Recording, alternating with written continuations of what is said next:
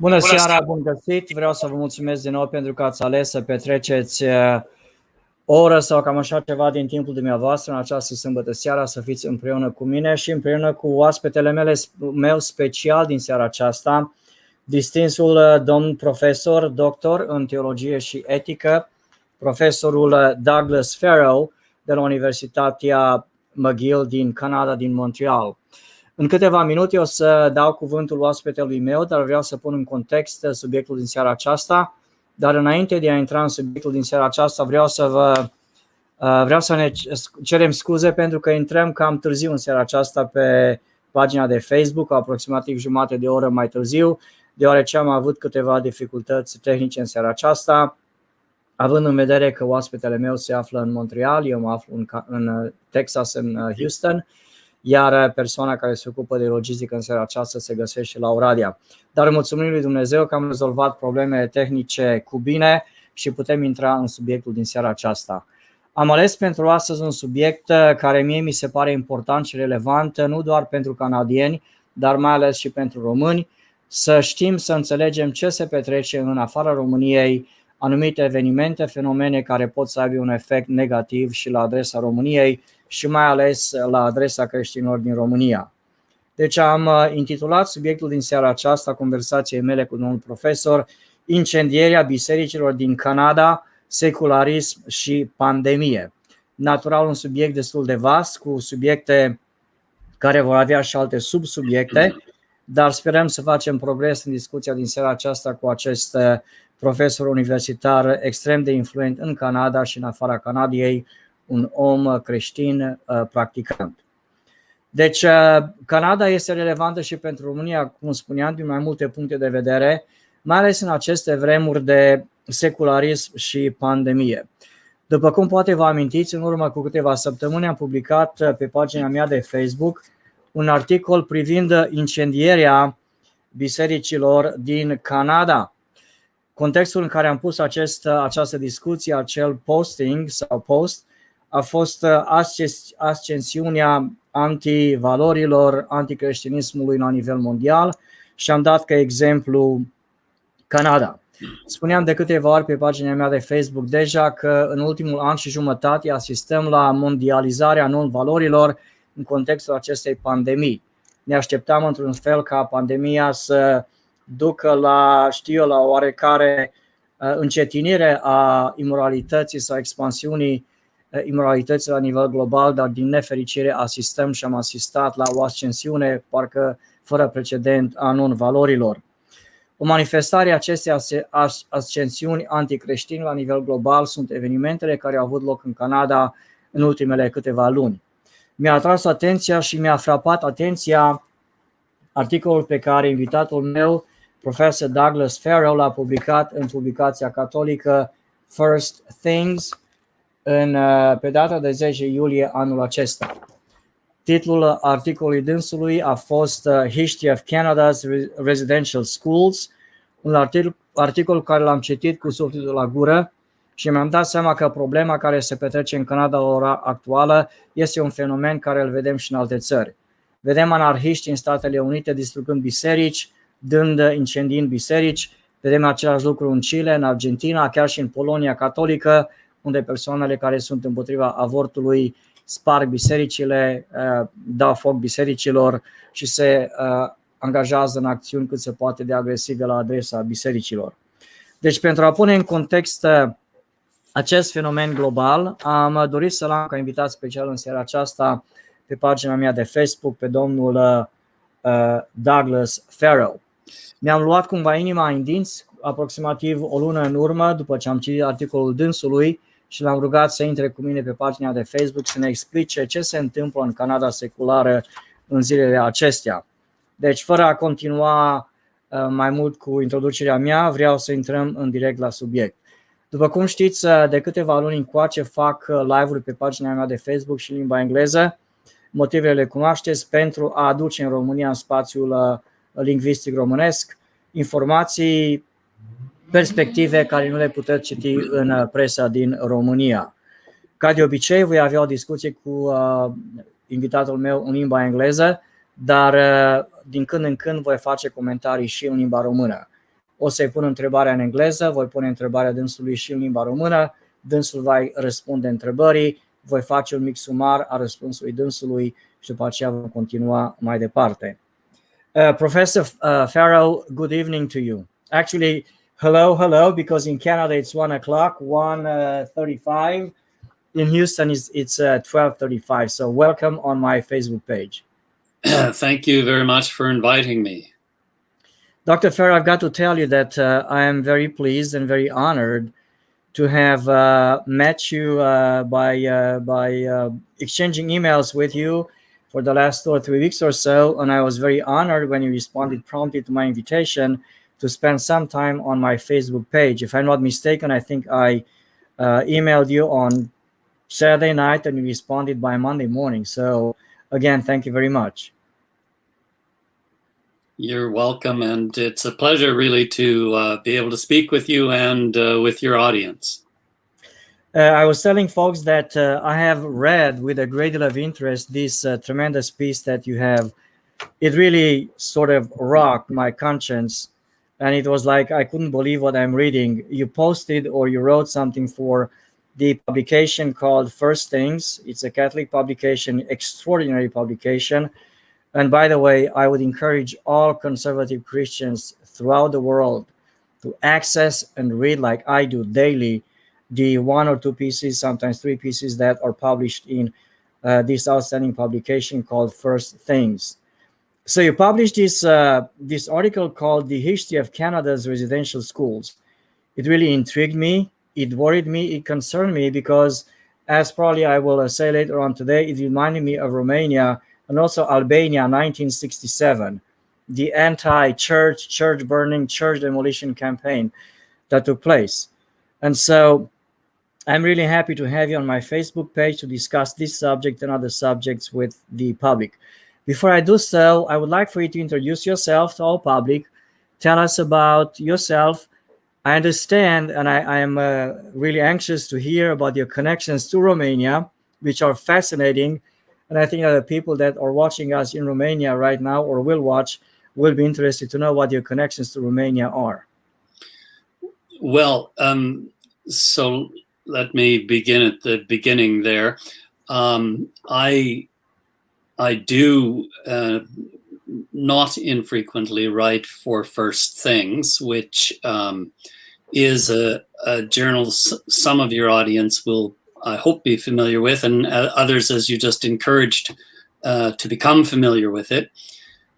It's not just a Catholic journal. It's Catholic and Protestant and Jewish, and it's Christian, but it makes space for people from a variety of disciplines and a variety of religious backgrounds to write and to think and converse together.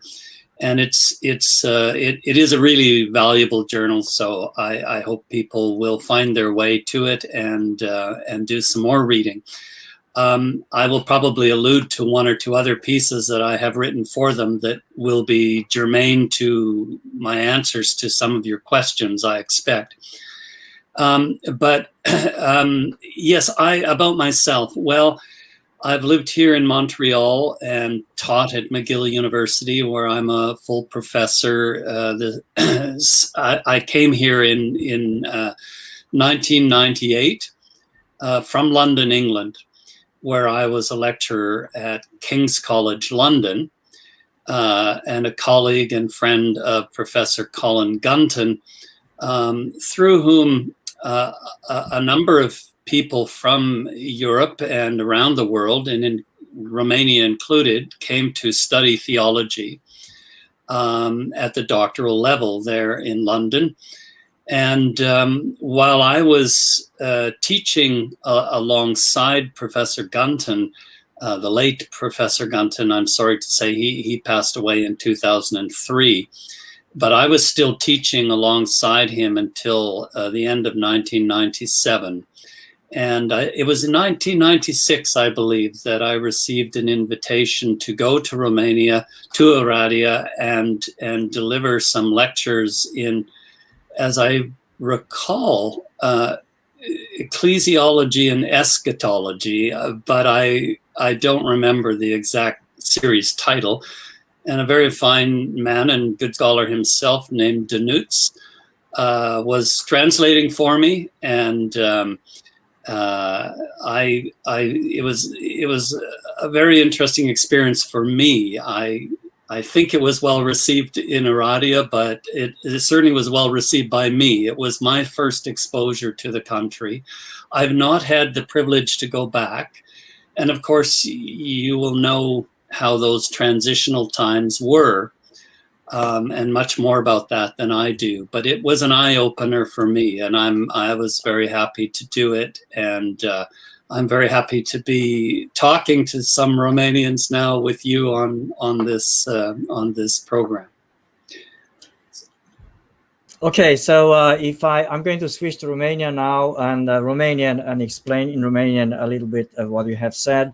Dânsul ne-a amintit că publicația despre care am vorbit eu mai devreme, publicația First Things, este o publicație, chiar dacă este de inspirație catolică, este de fapt o platformă pe care pot scrie intelectuali catolici, evrei, protestanți, evanghelici din toate confesiunile creștine și, într-adevăr, dânsul recomandă ca cei care vor să știe cum evoluează lumea la nivel intelectual dintr-o perspectivă conservatoare sunt îndemnați să citească cartea aceasta. Dânsul ne-a spus câteva comentarii despre activitatea dânsului profesională. Dânsul este profesor la Universitatea McGill din Montreal, una dintre cele mai prestigioase universități din lume, probabil prima sau a doua prestigioasă universitate din Canada, din anul 1998. În 1996 dânsul a predat, vreme de, mi se pare, un semestru, a predat cursul la Universitatea din Oradea, mi se pare a fost Universitatea Emanuel, i-a spus că a predat studii în eschatologie și spunea că a fost ceea ce dânsul, deci conferințele dânsului erau traduse de o persoană cu numele de Dănuț, mi se pare este vorba de domnul Dănuț Mănăstirianu. Și dânsul a locuit în Marea Britanie vreme de mult timp, a obținut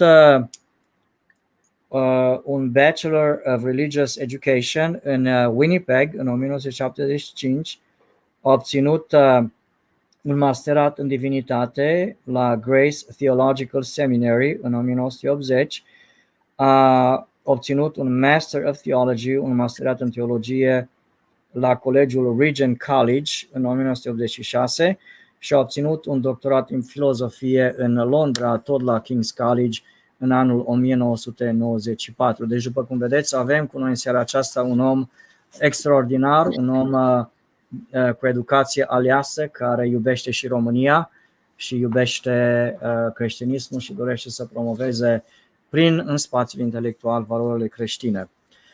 Professor Farrow, you and I have set a fairly ambitious agenda for today, for tonight. I've got, I think, 8 or 9 topics that I would like to discuss with you. But I would like to start out by discussing one of the books that you have written that I have read. And I apologize, I don't actually recall the title of the book. I have gone through my shelves, my bookshelves, this morning and last night to find the book. It's not huge, maybe 150 to 100 pages. About marriage, about how same-sex marriage came to be in Canada, and how Jean-Jacques Rousseau impacted modern secular thinking, which eventually led to the embracing same-sex marriage. To you, in a sense, in reading the book, it was not really that much of a shocker because you have already seen the intellectual trends in the last 15, 60 years or so. And so, in a sense, same-sex marriage was like the culmination of what sort of you anticipated based upon the secularism promoted by Jean-Jacques Rousseau. I don't have that much training in philosophy. By the way, I went to a Catholic school where I got my bachelor's degree, and the fathers were very nice to me, and I have read a lot of these writers' philosophy. I forgot most of it, so please explain to us the book that you have written, the major themes, and how, again, Jean-Jacques Rousseau impacted and thinking, secular thinking, and we ended up with same-sex marriage. Right. So this is the book in question. Yes, I recognize it. it is rather slim, so it doesn't take a long time to read. And the title of it, Nation of Bastards, is drawn from a footnote in Jean-Jacques Rousseau's Social Contract, book 4, where he remarks that the state needs to take control of the institution of marriage from the church, because at the institution of marriage lies most of what really matters to the citizenry. And if the state is to successfully compete with the church in winning the minds and hearts of the people, it needs to take control of marriage. And he says that in that context that he supposes a nation without marriage, a nation where everybody in a sense is, using the word in the technical sense, those who are listening and know English will recognize that the word bastard has a pejorative sense. That's not the sense in which either Rousseau or myself is using it, but in the technical sense of not having legitimate family roots and structures. He says a nation like that could not long survive. And I agree with him on that. But of course, as the state began to take control of marriage in some European countries and in North America, it was faced with the question that was put to it very forcefully at law, as well as in matters of public policy and popular sentiment, whether marriage was for everyone. Meaning, could people of the same sex not enter this institution? Could the institution not be redefined in a way that allowed same-sex couples to be married? And that was a very successful campaign to organize the redefinition of marriage at law, so that in the Anglosphere, leaning on British common law tradition, marriage understood as the union of one man and one woman exclusively and for life would be changed to the definition of simply a union of two persons. So still exclusive in the sense of being two only, but not necessarily heterosexual. Could be same-sex couples and not necessarily for life. Canada made this change in the legal definition of marriage officially in 2005. It took the Americans another decade to get to that through their Supreme Court, but it happened already in Canada in 2005.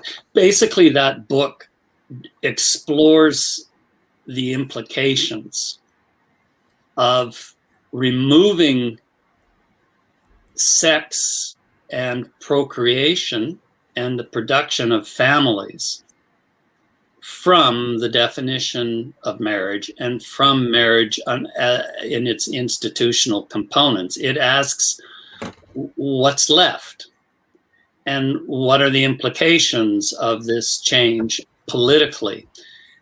And the basic, I mean, there are a number of arguments that I make about this, but the most basic point is that if procreation is excluded from the purview of marriage, then the natural family unit is excluded from the foundations of law and of civil society.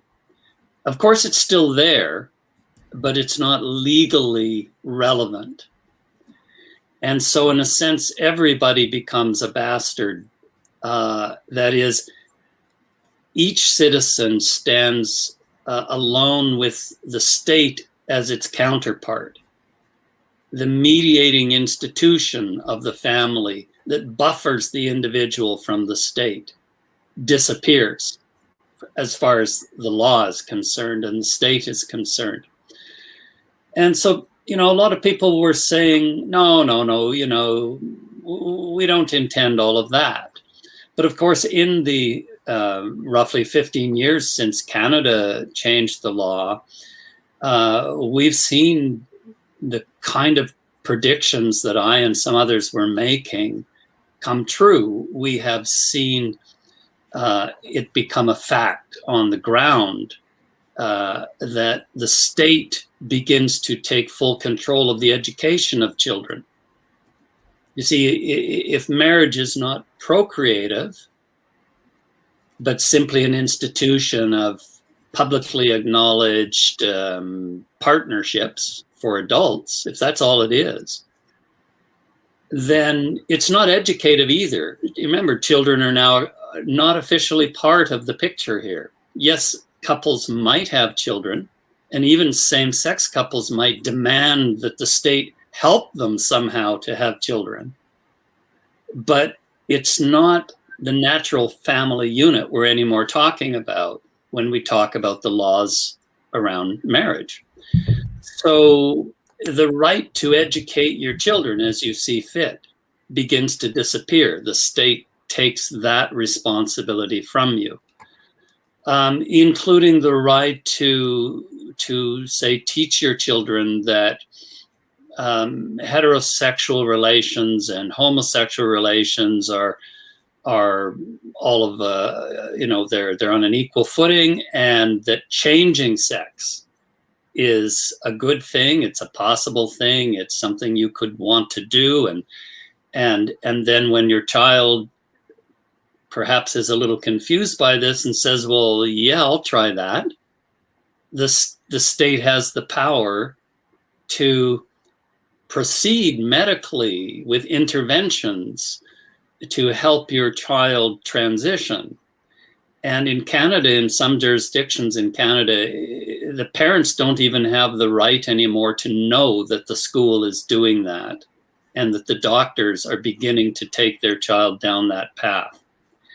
And if the child says, well, I was a boy, but now I'm a girl, or vice versa, and you must call me and identify me by my new gender, and the parent declines, the state can intervene and discipline the parent. So these consequences of effecting this Rousseauian revolution of making marriage the property of the state rather than of the family itself or the religious community in which it is witnessed and validated, does have a lot of implications for how the law begins to evolve, or we might say marriage law to unravel, and the rights of parents to disappear, and the state to assume to itself many choices and powers of choice that used to belong to the family. And so I don't think Rousseau had all of that in mind by any stretch. We all know that he wasn't particularly fond of his own children or kind to them, and that he put them in an orphanage. But I don't think, we shouldn't saddle Rousseau with everything we have done. There is, however, a chain of thought and of a chain of actions and reactions that have led from that kind of thinking to where we are now.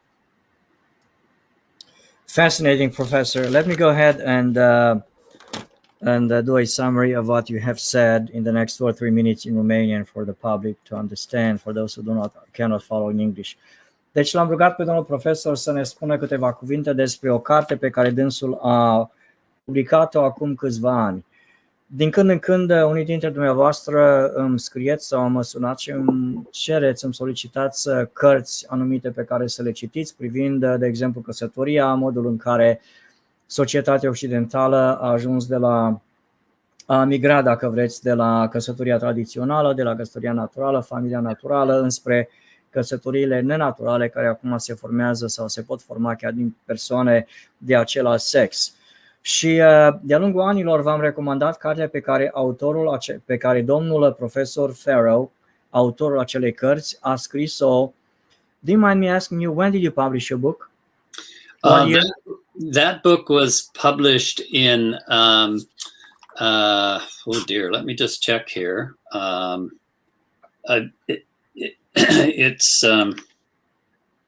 Its copyright is 2007. Okay. Deci dânsul a publicat cartea aceasta pe care o recomand tuturor. And if you don't mind, Professor, hold the book and put it on the screen if you don't mind for about 15-20 seconds. Deci cartea pe care eu vă recomand, care explică în mod cât se poate de inteligent modul în care gândirea societății a evoluat, se numește Nation of Bastards, scrisă de dânsul, publicat în anul 2007. Ok, thank you very much, Professor.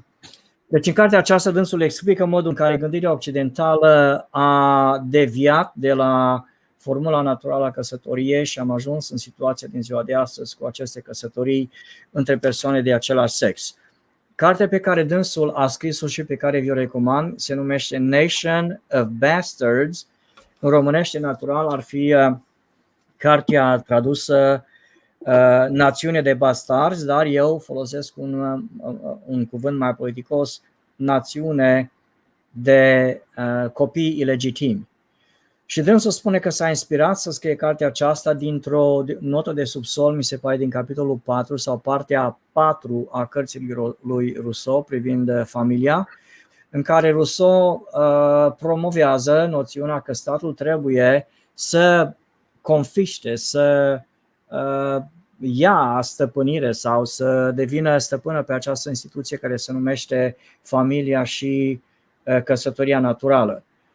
Dânsul spunea, până la Rousseau, gândirea omului era căsătoria, familia sunt treburi religioase, statul nu se amestecă în acest aspect al existenței umane, dar Rousseau a venit cu ideea că statul trebuie să domine căsătoria și familia ca instituții sociale pentru a putea stăpâni, pentru a controla societatea. În alte cuvinte, pentru Rousseau, controlul căsătoriei și al familiei rezultă în controlul societății în general și recomandă statului să devină stăpân pe această instituție socială.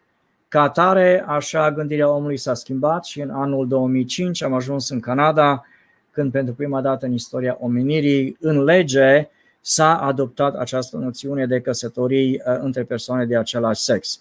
Ce mi-a plăcut la domnul profesor este că dânsul a menționat câteva din consecințele care s-au petrecut în Canada în ultimii 15-16 ani privind căsătoria, odată ce căsătoria a fost modificată, schimbată și statul și-a arogat autoritatea de a schimba, de a defini căsătoria după modul în care îi place. Deci această noțiune are de a face, spunea dânsul, noțiunea seculară a căsătoriei cu noțiunea de marriage for everyone, adică căsătorie pentru toată lumea. Fie că ești persoană care întreține relații sexuale de sex opus sau de același sex, căsătoria, în accepțiunea statului secular canadian, trebuie să fie disponibilă pentru toată lumea, inclusiv căsătoria între persoane de același sex.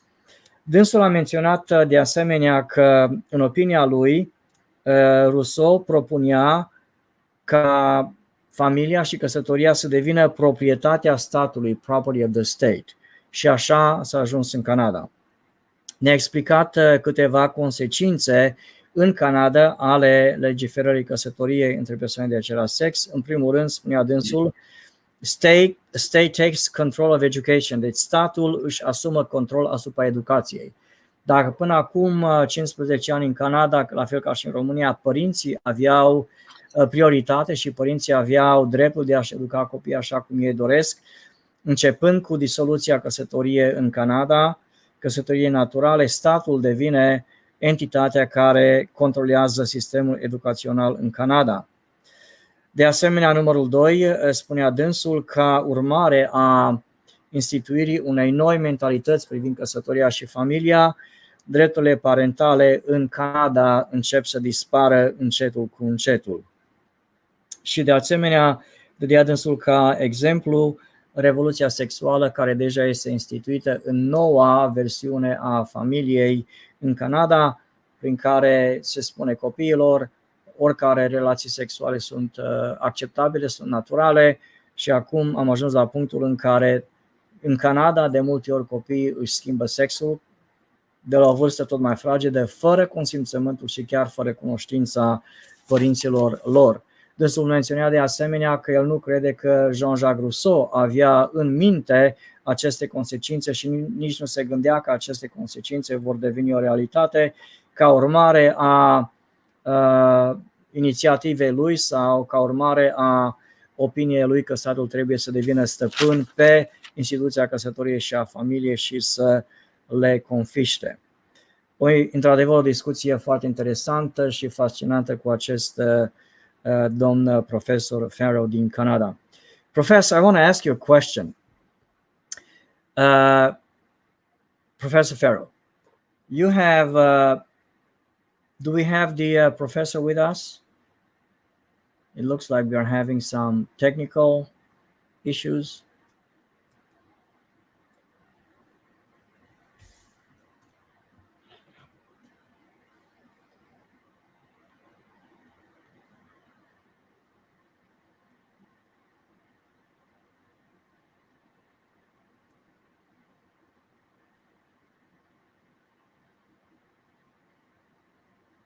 Ok, din câte înțeleg eu, profesorul Farrow are ceva dificultăți tehnice, așa că acum așteptăm să se reconecteze cu noi pe Zoom. Deci vom continua discuția cu domnul profesor. Într-adevăr, după cum vedeți, avem cu noi în seara aceasta o persoană deosebit de influentă în mișcarea privind gândirea intelectuală contemporană în lumea occidentală. E într-adevăr o onoare pentru noi să avem oameni atât de bine pregătiți care ne ghidează, ne călăuzesc prin aceste, vremuri tulburi privind valorile și suprimarea lor în societate. Până când domnul profesor revine pe ecran împreună cu noi, vreau să vă recomand eu o carte care mi-a venit recent la birou, care de asemenea are de a face cu societatea contemporană și gândirea contemporană și modul în care secularismul afectează tot mai mult creștinismul și gândirea noastră ca și creștini. Este o carte scrisă de un pastor american, îl cheamă Voddie Baucham, este un pastor de culoare, este o persoană care ne atenționează asupra pericolelor pe care această campanie împotriva rasismului care are loc în America de aproximativ 2 ani sau cam așa ceva, o are asupra creștinismului și a gândirii creștinilor. Din nefericire, foarte multe biserici și creștini au fost captivați de această mișcare antirasială, antirasistă din Statele Unite și din Europa Occidentală, dar ne atrage atenția acest pastor, acest intelectual de culoare din Statele Unite, că această mișcare antirasistă de fapt este o mișcare în esență ei anticreștină, o mișcare care pretinde să urmărească dreptatea socială, dar în final caută să, printre altele, să ducă și la eliminarea valorilor creștine din societate. Poate vă amintiți că fondatorii mișcării BLM, Black Lives Matter, din Statele Unite sunt persoane anticreștine, de fapt sunt persoane care nu trăiesc o viață morală, așa cum cere Scriptura, dar sunt persoane extrem de influente la nivel național și la nivel mondial. Deci recomand această carte și sperăm ca domnul profesor să se poată reconecta cu noi cât de curând. Să caut, acum încerc prin telefon. Dânsul ne spune că din nefericire telefonul dânsului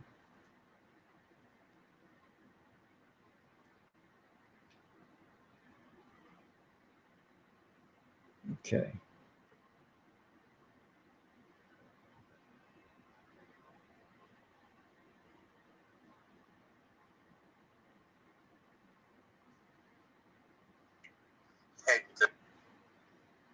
Ia. Ce se întâmplă?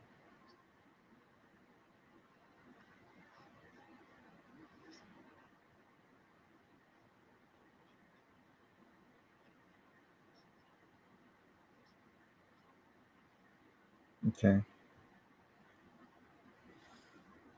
Deci vom încerca, nu știu, dragilor, dacă voi mă puteți urmări, cei care se ocupă de această emisiune îmi spun că ecranul lor a înghețat. Încă încercăm, vă mulțumesc pentru răbdare. Din nefericire nu mi-am notat numărul de telefon al domnului profesor. Între timp vreau să vă fac un alt anunț. Pe data de 4 septembrie, Alianța Renașterea Națională va ține o conferință publică la ora 6 seara la București. O să vă anunțăm din timp pe pagina mea de Facebook, de asemenea și prin Zoom. O să facem anunțul. Deci nu uitați, întreg publicul din România, din București, este invitat la conferința publică pe care ne organizează la ora 6 după masa, ora 6 seara, pe 4 septembrie la București. Vom avea ca și conferențiar principal pe un domn intelectual creștin din Statele Unite. De asemenea, vom folosi prilejul acela pentru a lansa în România 2 cărți creștine care au de a face cu atmosfera toxică seculară în care trăim, toxică la adresa valorilor, și vom lansa aceste cărți în România pe data de 4 septembrie la ora 6. Cu voia lui Dumnezeu sper că sâmbătă viitoare, sâmbătă seara, să am o emisiune specială privind aceste 2 cărți pe care le vom lansa la București. Cărțile vor fi de asemenea disponibile să fie cumpărate cu prilejul conferinței și nu numai, și după aceea, și rămâne să ne auzim. Înțeleg că dumneavoastră ne vedeți bine, se vede bine. Înțelegem că se vede bine, însă, dragilor, nu ne mai vedem cu domnul profesor din Montreal. Nu știu ce se întâmplă. Colegii mei din România încearcă să se reconecteze cu dânsul și se pare că avem probleme tehnice.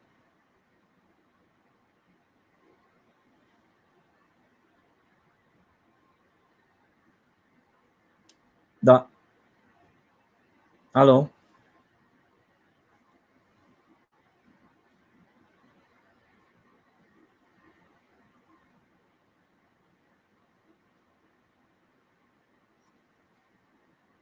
Alo?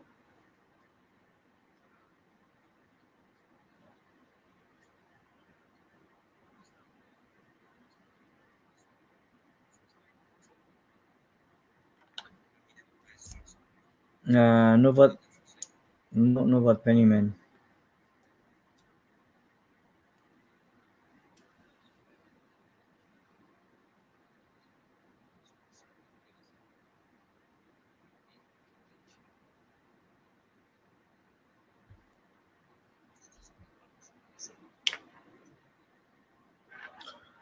Ok.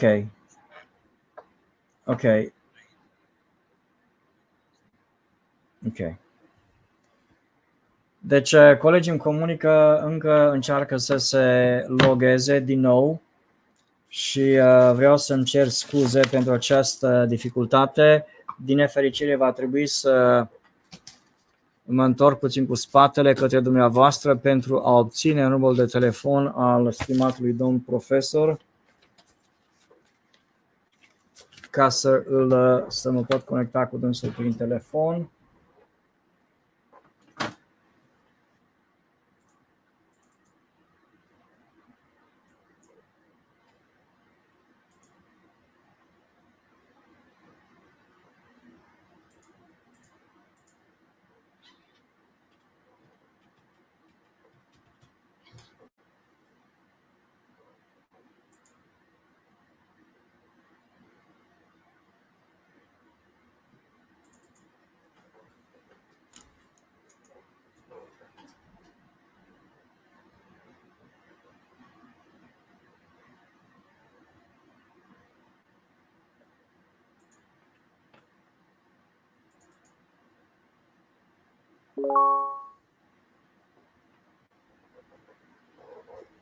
Ok, mulțumesc frumos.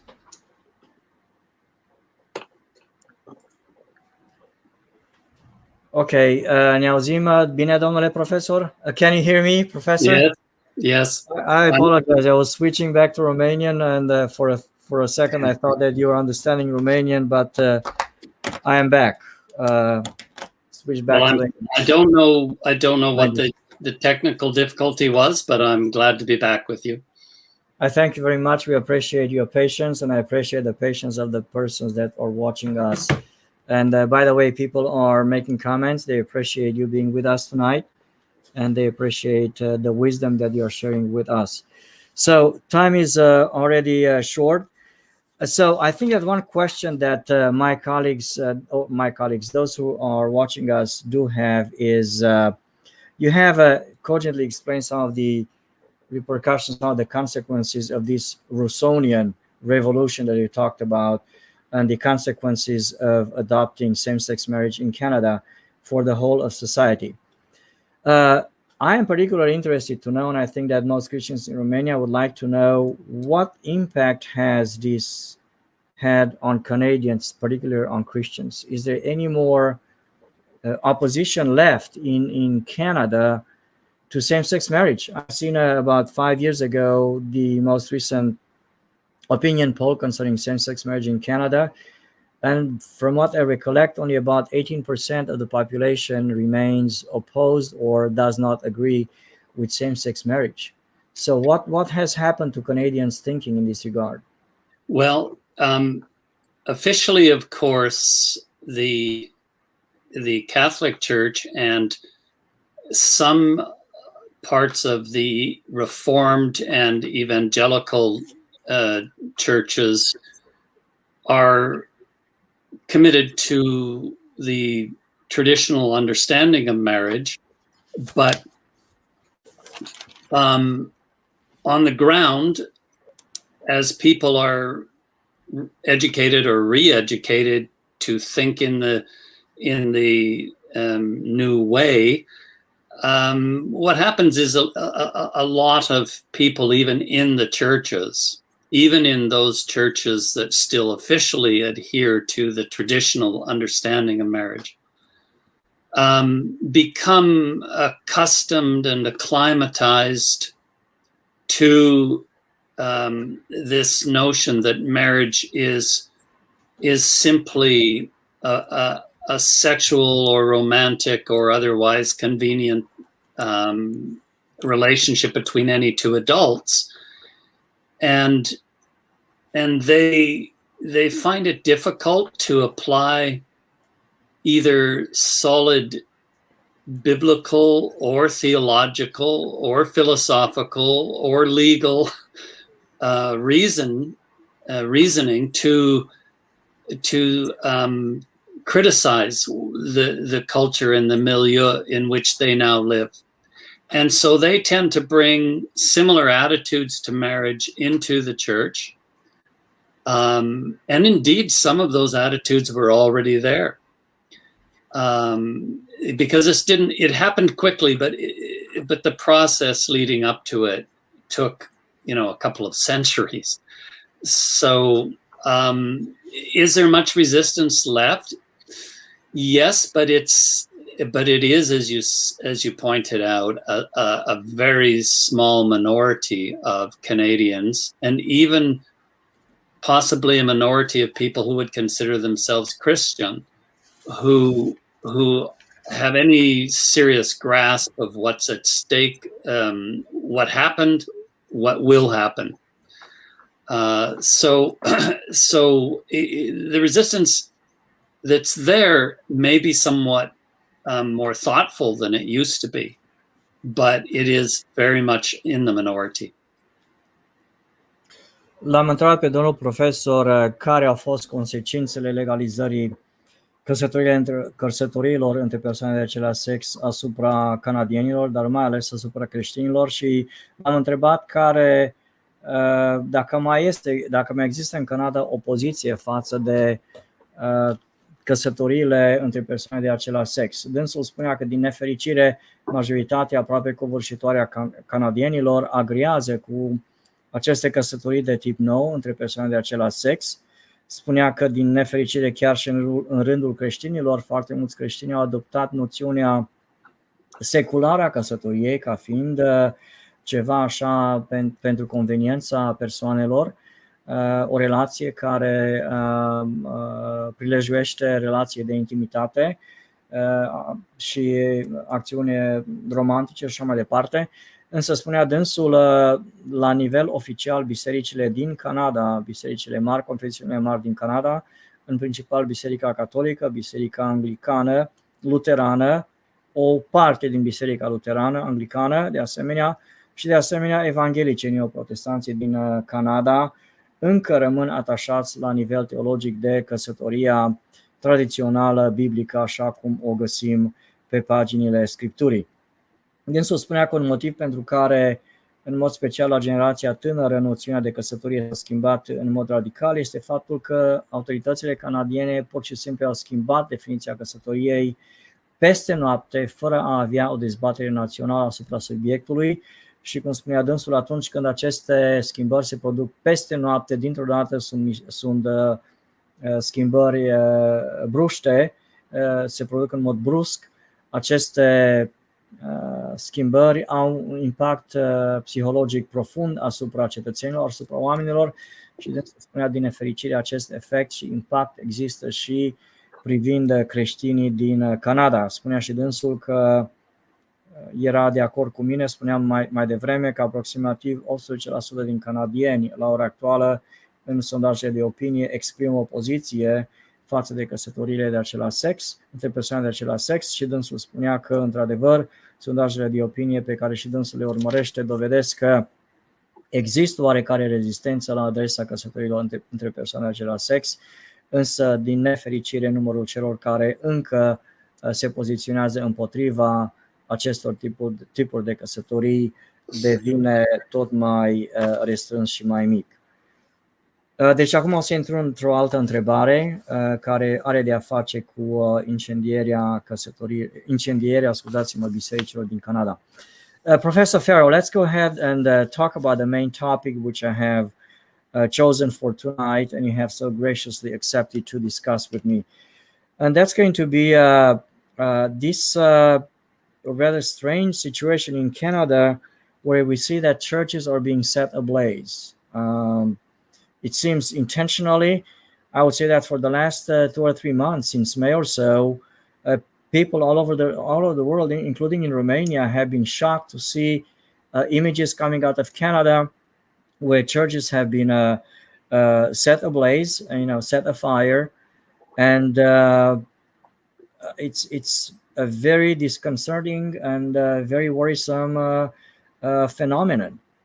And I would like for us to tell us essentially what happens. I told people that you have published this great piece in First Things, which inspired me to actually approach you about this interview. I have read every line that you have written. I am concerned, and I would like for you to tell us how we got to this point in Canada. I wish that I knew how to give an adequate account of it. There are several features of the situation which are indeed very worrisome. We've had now, I can't keep up, but we've had some 60 churches attacked. Most of those were not burned. Maybe only about 20% of those were subject to some kind of arson attack. The rest, less dramatic forms of defacing and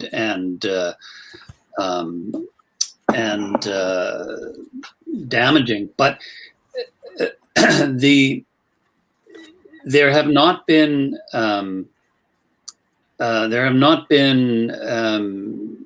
there's not been much success from the police, by the police in arresting people for this. The prime minister and the government, have made a few of the obligatory noises, that this is not a good thing, but don't seem very concerned about it. Frankly, I will say a word in a moment about its direct connection to the residential schools question, but I do think it's bound up with a broader rejection of and hatred even of Christianity and of Christians.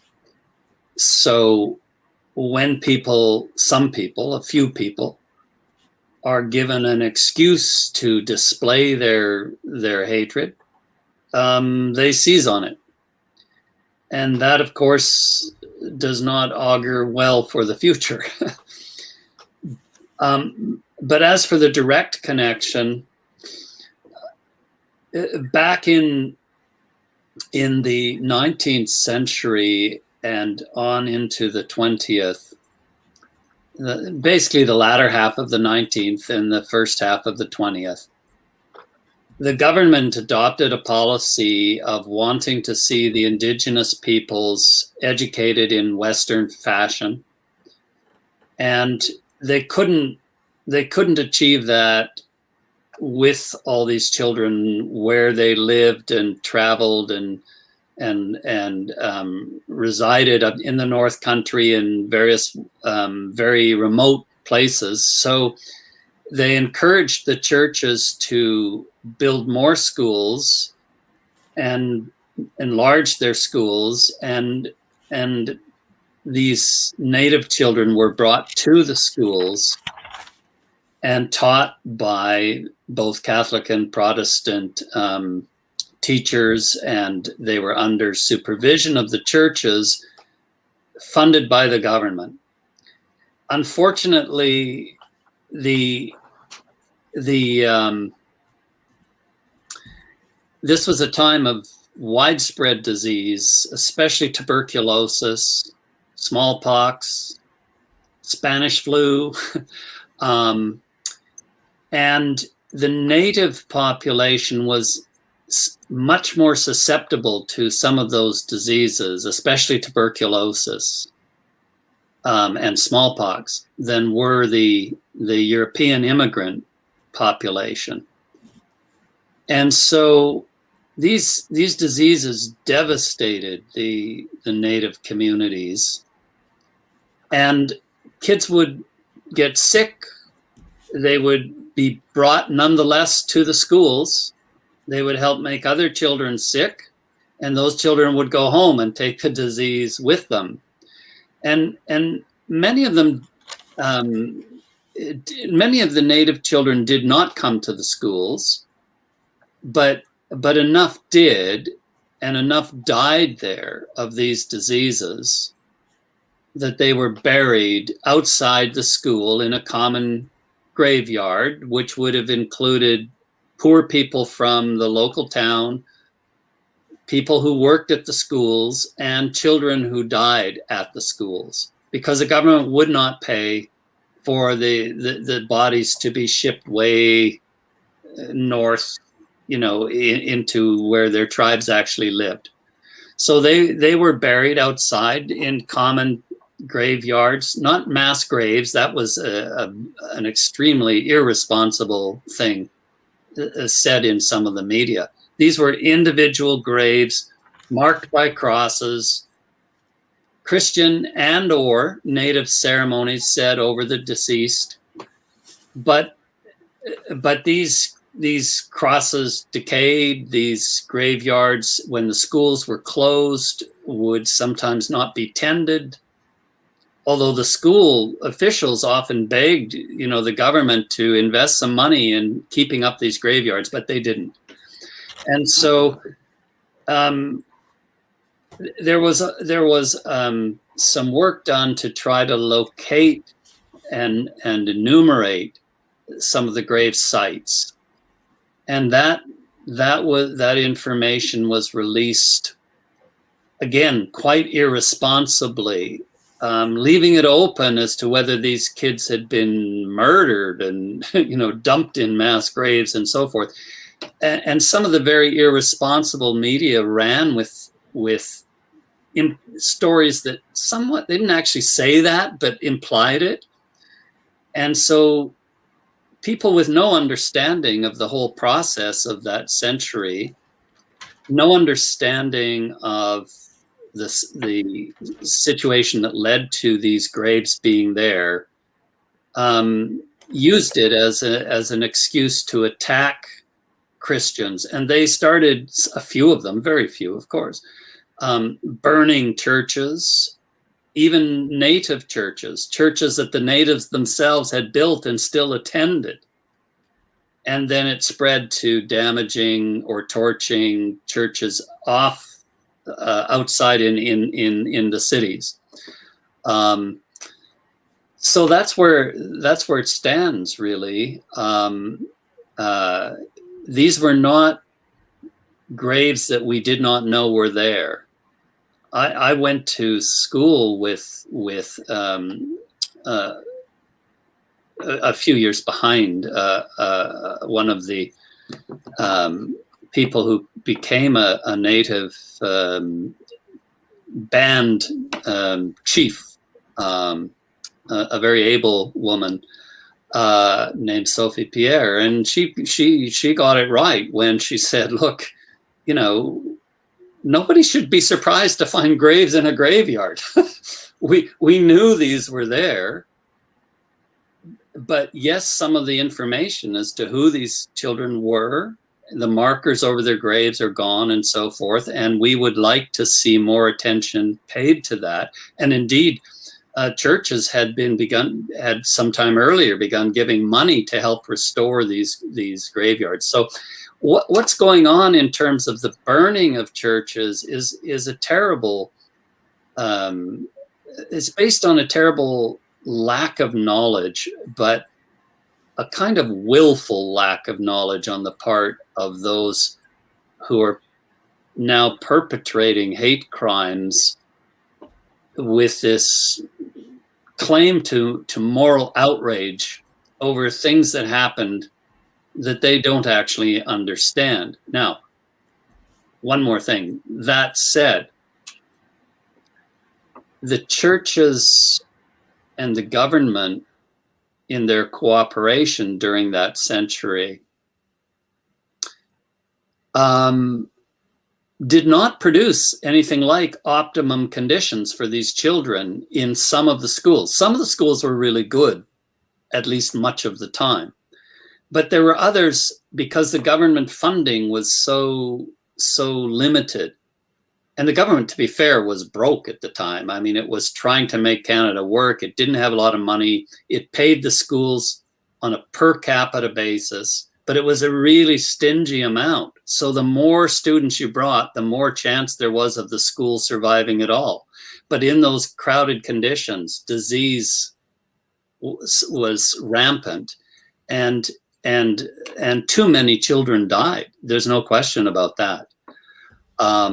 And there's no question that the very policy that the government began of insisting that Indigenous children be trained in European-style schools is open to question. In some ways, it was very good for them, and some of them will tell you that. It allowed them to integrate and to make their way in the newly changed world that they had to live in. But it also sometimes was a quite brutal suppression of their own culture and just taking children away from their parents. This is deeply problematic. So I'm not trying to say that nothing bad happened back there and the only bad thing is happening now because of ignorance and hatred. No, there were bad things that happened back then. And we've in Canada have gone to a lot of trouble to try to address some of it and to provide money and reimburse, compensation to people. And it's frankly been a very huge legal industry with all the usual problems there as well. But what's happening now in terms of burning native churches and attacking European communities, churches in the cities, this is a hate crime, but the government isn't interested in identifying it as such. So I don't know what the resolution will be. It may just fade away, but one thing is clear. There are people sometimes in very high places as well as low places with an enormous hatred for Christians and the Christian churches. So we all have to reckon with that. That's one subject which I would like to tackle with you next. Let me go ahead and switch back to Romanian and explain briefly what you have told us. Deci l-am întrebat pe domnul profesor să ne explice ce se întâmplă în Canada în aceste zile, în aceste luni, când vedem peste tot aceste imagini îngrijorătoare care vin din Canada, care parvin din Canada și anume provin din Canada, scuzați-mă, și care arată, indică incendierea bisericilor din Canada. Dânsul ne-a dat o explicație a acestui fenomen și modul în care aceste evenimente s-au petrecut. Dânsul ne explică că în urmă cu mult timp, în secolul XIX, guvernul canadian a adoptat o politică de, într-un sens, asimilare sau de educare a copiilor din zonele rurale și în majoritatea lor, din punct de vedere geografic, aceste zone rurale erau zonele din nordul Canadei, unde populația majoritară era populația nativă. Și guvernul a încurajat bisericile de toate felurile, bisericile protestante, bisericile evanghelice, bisericile catolice să construiască școli în aceste comunități rurale ale persoanelor native pentru a educa acești copii. Și într-adevăr au fost construite o mulțime de școli din fondurile publice alocate de stat, dar aceste școli erau întreținute și acolo predau învățători și profesori creștini și natural, printre altele, educau pe copii în doctrina creștină și pe lângă asta o mulțime de alte lucruri folositoare, scrisul, matematica, alfabetul, anumite meserii folositoare pentru viață și așa mai departe. Și dânsul spune, din nefericire, în secolul XIX, când natural medicina nu era atât de avansată cât este în ziua de astăzi și mai ales la începutul secolului trecut, în 1914, 15, 16, după primul război mondial, scuzați-mă, când a avut loc acea pandemie care era cunoscută cu numele de Spanish flu, adică gripa spaniolă, foarte mulți copii care veneau la aceste școli, copii proveniți din zonele rurale și native, s-au îmbolnăvit de tuberculoză, s-au îmbolnăvit de alte boli, tipic până atunci europene, care din nefericire s-au extins foarte mult la ceilalți copii nativi canadieni și la părinții lor și la familiile lor. Foarte mulți au murit, sute și sute din acești copii au murit. De fapt, în articolul pe care dânsul mi-l dă, înțelegem că doar în acest an, începând din luna mai, au fost găsite în luna mai 215 schelete îngropate în morminte nemarcate. În iunie au fost descoperite 751 de schelete de acești copii care au murit în secolul XIX și la începutul secolului 20 și de asemenea 182 de schelete au fost găsite doar la sfârșitul lunii iulie. domnul profesor ne spunea că toată lumea știa că într-adevăr au murit foarte mulți copii în secolul XIX și la începutul secolului 20 în aceste comunități religioase din cauza faptului că medicina nu era disponibilă sau îngrijirea medicală și din nefericire acești copii, datorită faptului că statul nu a alocat fonduri pentru a avea morminte separate pentru fiecare copil, foarte mulți copii erau îngropați în comun, într-o groapă comună, într-un mormânt comun și la începutul acestui an, guvernul canadian a publicat un raport privind evenimentele care s-au petrecut în secolul XIX și la începutul secolului 20. Presa irresponsabilă, cum spunea dânsul, a preluat acel raport și l-a prezentat publicului într-un mod tendențios și anticreștin. Asta, împreună cu aceste morminte, schelete care au fost găsite în ultimele câteva luni, a pur și simplu adus la acest sentiment anticreștin, anticreștin în Canada, care din nefericire a dus la aceste excese și la incendierea unor biserici.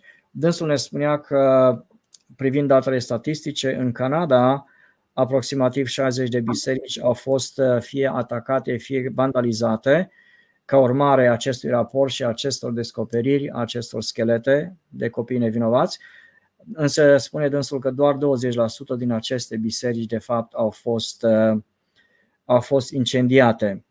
De asemenea ne spunea că din nefericire reacția autorităților canadiene în fața acestor atacuri împotriva bisericilor a fost cât se poate de irresponsabilă. Primul ministru și guvernul au făcut afirmații așa cu două înțelesuri, dar dânsul ne spune că este clar că în Canada există un simțământ anticreștin și statul nu este chiar interesat să găsească persoanele care au incendiat bisericile și pentru a-i trage la răspundere. Din nou, dânsul spune că biserica este acuzată de hate crimes, adică crime împotriva umanității. Dânsul spune că natural aceste invective și aceste acuze la adresa bisericilor este în întregime, aceste atacuri la adresa bisericilor sunt în întregime irresponsabile și nepotrivite. Professor, I'd like to ask you a question before we get into the next subject. There's a statement which you make in your article which has really drawn my attention, and that is the statement made by the director of the British Columbia Civil Liberties Association, and I quote from what you have written here. He said, or she said, burn it all down, in response to all of these churches being vandalized and being attacked and set ablaze. Very responsible statement, in my opinion. Yes, and it was, I'm sorry to say, echoed by a couple of people in the legal community in Canada, which is really quite startling. Yeah, I mean, some people objected very strongly. Others thought, well, yeah, it's time we did that. So that tells you the state of things.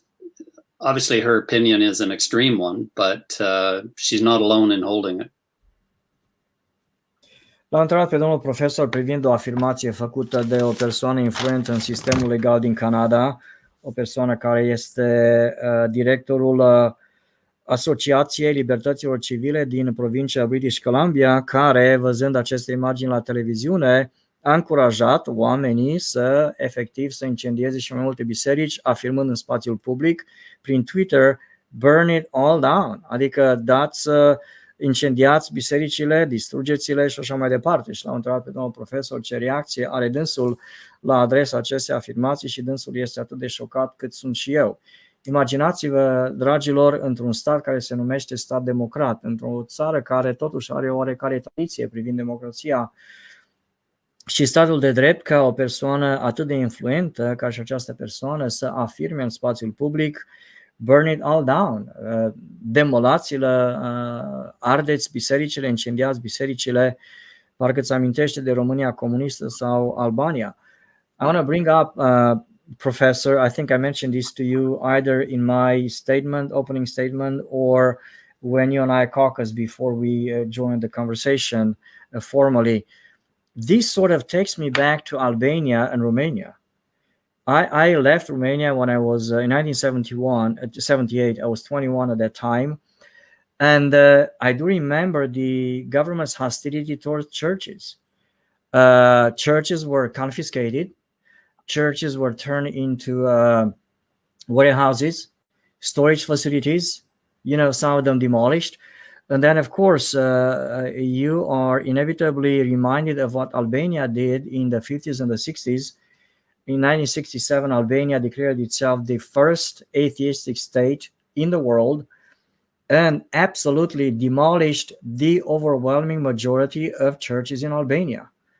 I was in Albania in 2006, 2005, and I was shocked to see how few churches there were in Albania left.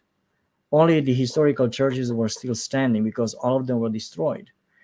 And so it's an unfortunate situation, as I was telling the people, the folks in Romania. It's unfortunate that statements of this nature really should concern all of us. Let me go ahead and tell them what I said about Romania, Albania, and I will come back.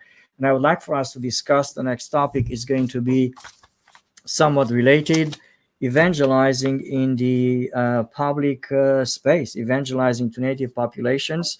Another major provocation or obstacle to evangelizing on the part of Christians in different parts of the world. Another fascinating subject which I would like to take up after I make a few comments in Romanian.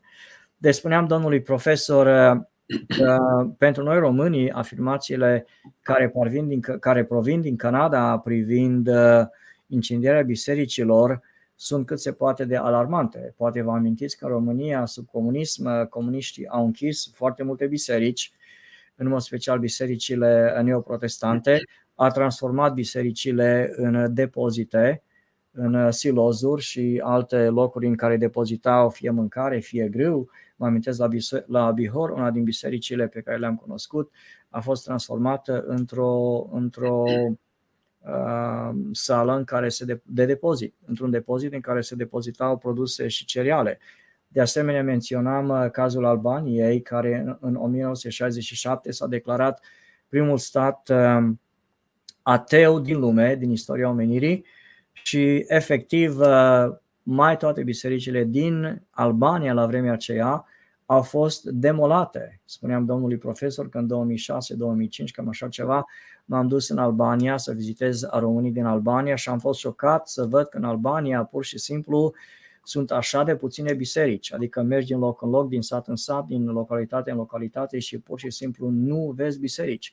În România, peste tot unde mergi, vezi biserici la stânga și la dreapta, uneori vezi 2-3 biserici într-un sat, dar în Albania foarte puține, tocmai din cauza aceasta. Următorul subiect care vreau să-l discut cu domnul profesor privește un subiect similar și anume provocarea pentru creștinii din secolul 21, pentru Biserica lui Hristos, de a promova Evanghelia la aceste populații native, fie că este vorba de Amazonia, fie că este vorba de nordul canadian.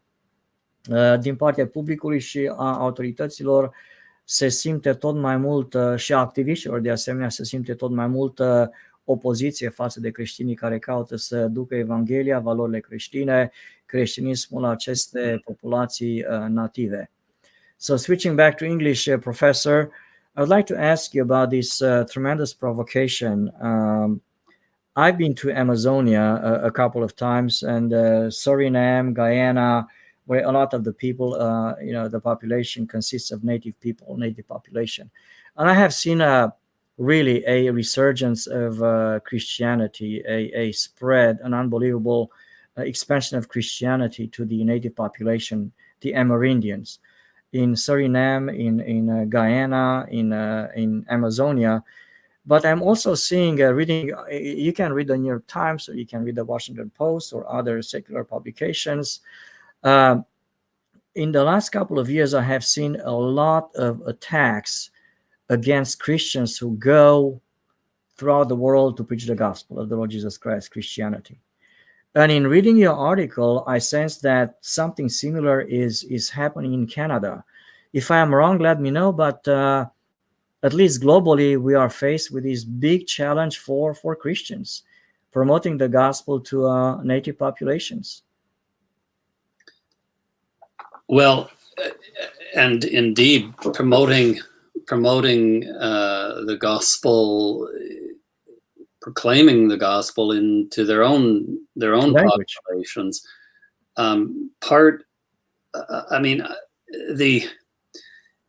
There's a deep irony there, in the sense that globalists and secularists and public health people, people with all sorts of mandates and missions, bringing some of this some of these notions of human sexuality that we were talking about earlier, to these populations. There's nowhere they don't want to have people agree with them and carry out their instructions. A lot of these work, of course, through the United Nations and the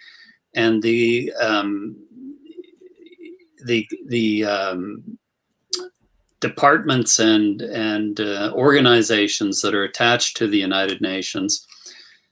But for Christians to seek to introduce people to Jesus as the Christ, and to talk about matters that concern not only this world but the life of the world to come, this is frowned upon by many. And in our own societies, we have we've bought into, we've accepted secularist ideals which seek to exclude God and any consideration of God from matters of public and common concern. So that leaves as a realm of evangelism only private personal relations, which we often, of course, are afraid to transgress in some fashion, because the mindset is secularist, and things to do with the Creator and Redeemer of humankind are bracketed out as something you don't talk about. I mean, it's certainly not true that evangelism has ceased. It is true, I think, that evangelism in our time is a very fresh and often difficult challenge.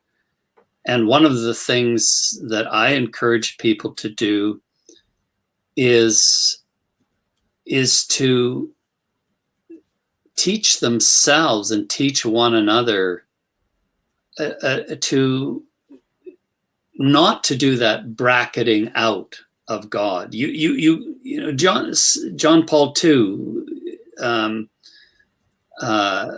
the famous Pope of a few decades ago, in his encyclical Evangelium Vitae, the Gospel of Life, pointed out that where there's an eclipse of God, there's also an eclipse of man. There's a failure to grasp what a human being is, which can only be done by having some knowledge of who God himself is. So if you want to bracket out God, you're going to bracket out also many crucial aspects of the human person and of human society. And you're not going to be able to make sense of human life. So, you know, Christians need to be far less cautious. I don't say they need to be less astute or less careful, thoughtful, but they need to be far less cautious about discussing God in public, and helping people to think about God and about themselves and the world in relation to God.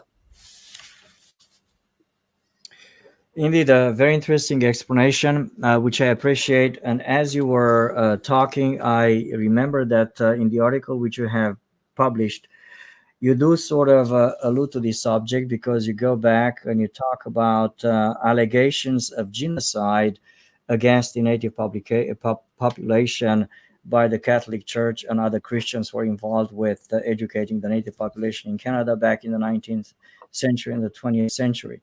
It's unbelievable. The church is being accused of genocide.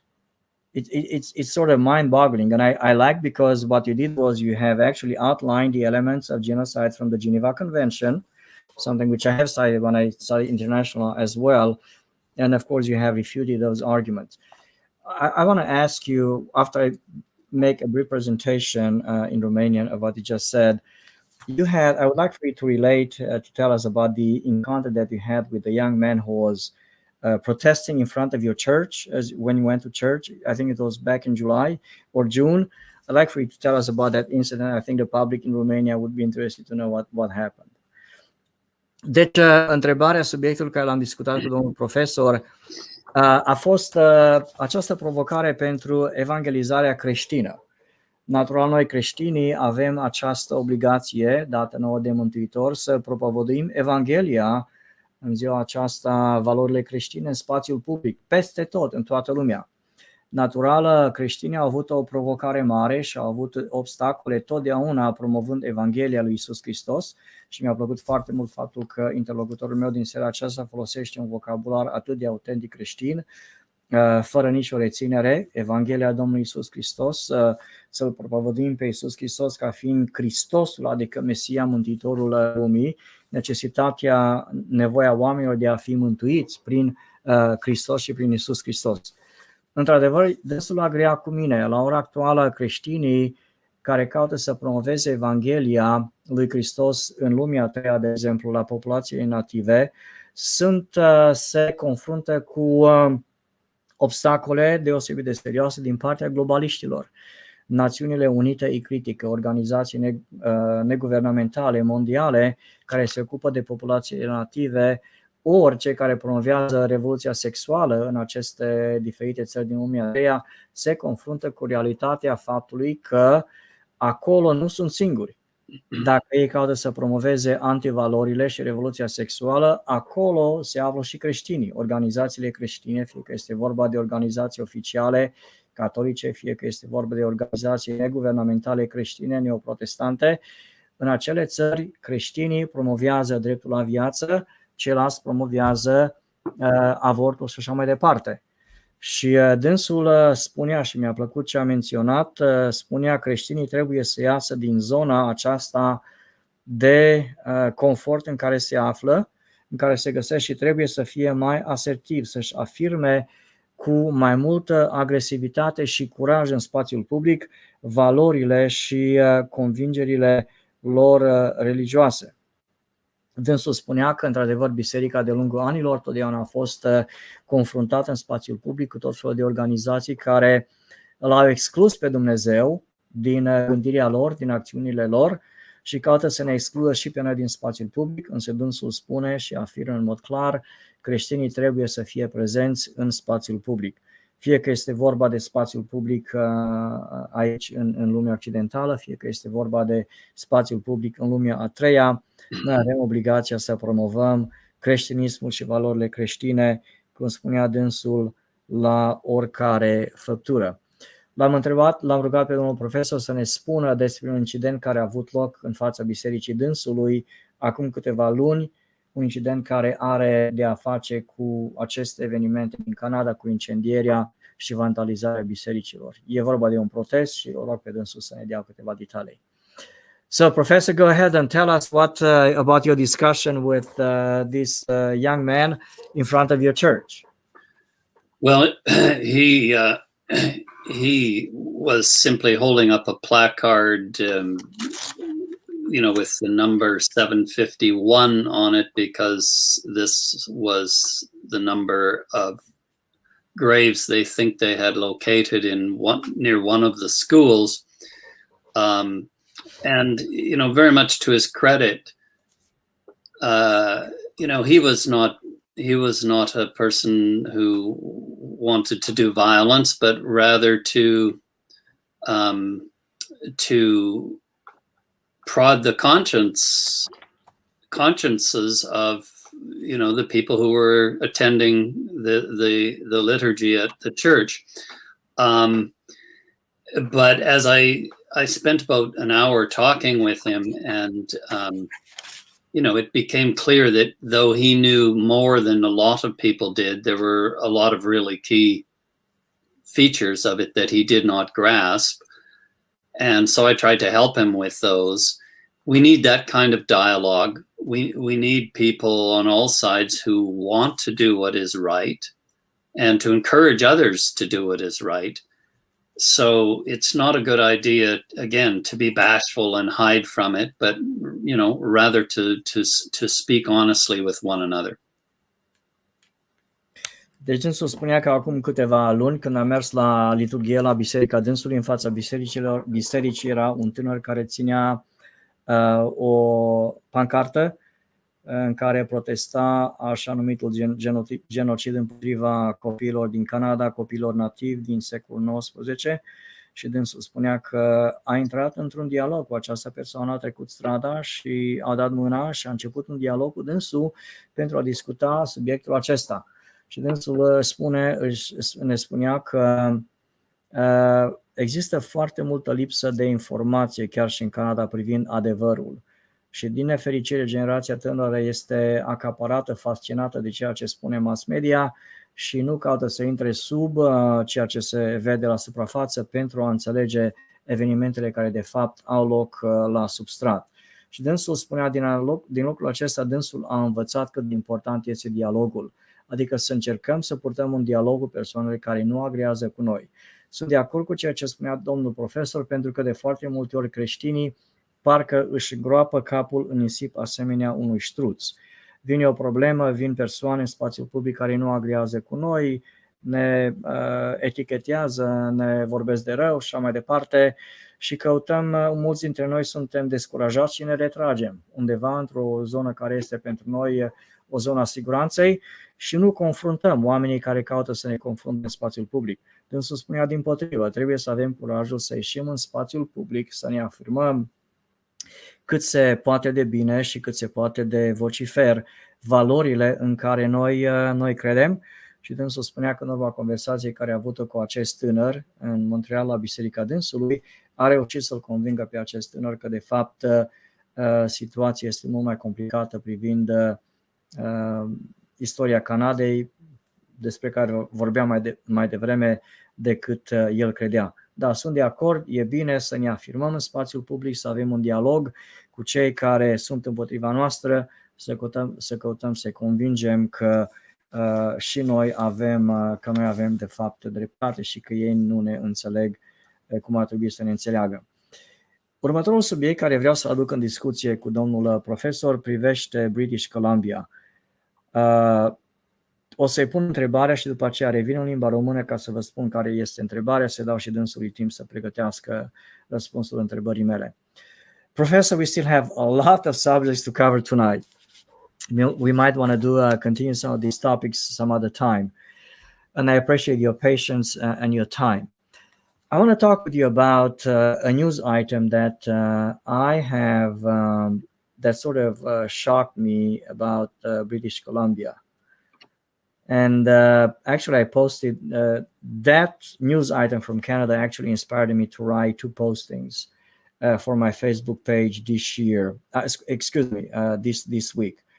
The subject of my posting was there can be no future without living human beings. And I was inspired to choose that title when I read this news item from British Columbia, from Canada, and I'm just going to tell you what I have read. And I have read it 2 times to make sure that I understand what's going on. I have, I think it was in the Toronto Sun or the National Post, the following news item. In the first 6 months of this year, 823 persons in the Canadian province of British Columbia have elected to end their lives by unnatural means. I guess that would mean either euthanasia or assisted suicide or maybe some other means. I'm not talking here about suicide, just somebody hanging himself in the traditional sense. Lawful, unnatural means to kill themselves. Euthanasia, assisted suicide. And so I put some pen to paper in light of what the article said. And British Columbia has, I think, about 5 million people. So by the end of this year, at this pace, approximately 1,856 people will have killed themselves by unnatural means. And I sort of extrapolated that to Romania. At this pace, in Romania, approximately 8,000 people would, again, end their lives by unnatural means in a year. It's a shocking number. And so I'd like for you to tell us, and by the way, in Romania, euthanasia is against the law, assisted suicide is against the law, it's forbidden by law. How did we get to this point in this Canada? It seems that an anti-life, pro-death mentality is sort of taking a hold of the minds of men, to use a phrase from somebody else. Yes, well, this matter that I mentioned before about the eclipse of God leading to an eclipse of the sense of man, clearly more and more people in our society do not know where they came from or why, and have no sense of going anywhere, and they're not certain about the meaning of life, except that they should, whilst alive, try to make themselves as safe as possible from every disturbing or difficult circumstance. So when they begin to feel that they are suffering more than they are experiencing pleasure and having positive experiences, they don't see any way of addressing that other than to do their best to change their circumstances, something we all wrestle with, but eventually to take their own lives.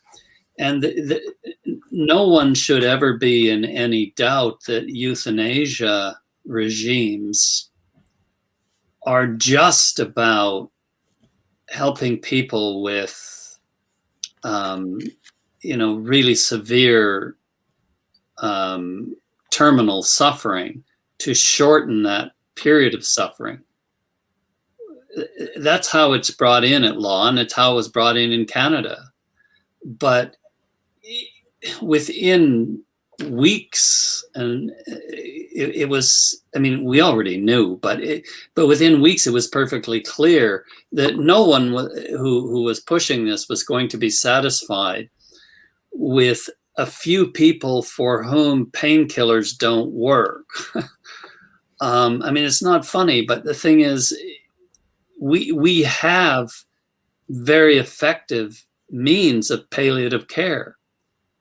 The government is not much interested in funding them. There are very few people who experience without help. I mean, if they have help, there are very few people that experience what people call intolerable suffering. I don't justify euthanasia because of, in those cases, I would argue against that. But that was the argument in which it was established. You have to help people with intolerable suffering, put an end to their suffering. But clearly, by the numbers you give, and by the ages of these people, and the fact that more and more requests are being made to change the law so that if someone is young and depressed, they can claim government help in putting an end to their lives. That's where this has been going. It's clearly been going there from the beginning, and the numbers are shocking, but they will do nothing but climb because people do not have a sense of their life as a gift. Mm-hmm. They don't believe in the givers, so they don't believe in the gift, and they don't believe there's anything afterwards. So once it gets too rough, you just put a stop to it. And also, of course, the current situation with the lockdowns and all of that has much exacerbated this, I think. And I would like to talk with you about the lockdowns and the pandemic and the fascinating article which your spouse, your wife, wrote recently. Hopefully that's going to be our next subject, and possibly, given the limited time that we still have at our disposal, maybe the last subject for tonight. Sure. Let me go ahead and switch to Romanian and explain to them about this rather strange phenomenon in British Columbia and the Christian perspective on this news item, and I will be back with you. Deci l-am întrebat pe domnul profesor să ne spună ce se întâmplă în Canada privind viața. Spuneam dânsului că săptămâna aceasta am postat pe pagina mea de Facebook 2 comentarii privind viitorul fără oameni vii. Poate unii dintre dumneavoastră l-ați citit. Era un comentariu în care am menționat că recent presa canadiană, de fapt acum o săptămână, 2, presa canadiană a menționat că în primele 6 luni ale acestui an, 923 de persoane în provincia canadiană British Columbia, Columbia Britanică, și-au curmat viața prin metode nenaturale, fie prin eutanazie, fie prin suicid asistat. E un număr groaznic, un număr mare de persoane, aproape 1000 de persoane în British Columbia și-au curmat viața în primele 6 luni ale anului prin metode legale, eutanazie sau suicid asistat. Provincia canadiană British Columbia are doar 5 milioane de persoane, de fapt are doar 4,8-4,9 milioane de persoane la ora actuală și, după cum vă puteți imagina, numărul acesta e un număr enorm de ființe umane care s-au sinucis sau au ales să fie eutanaziate.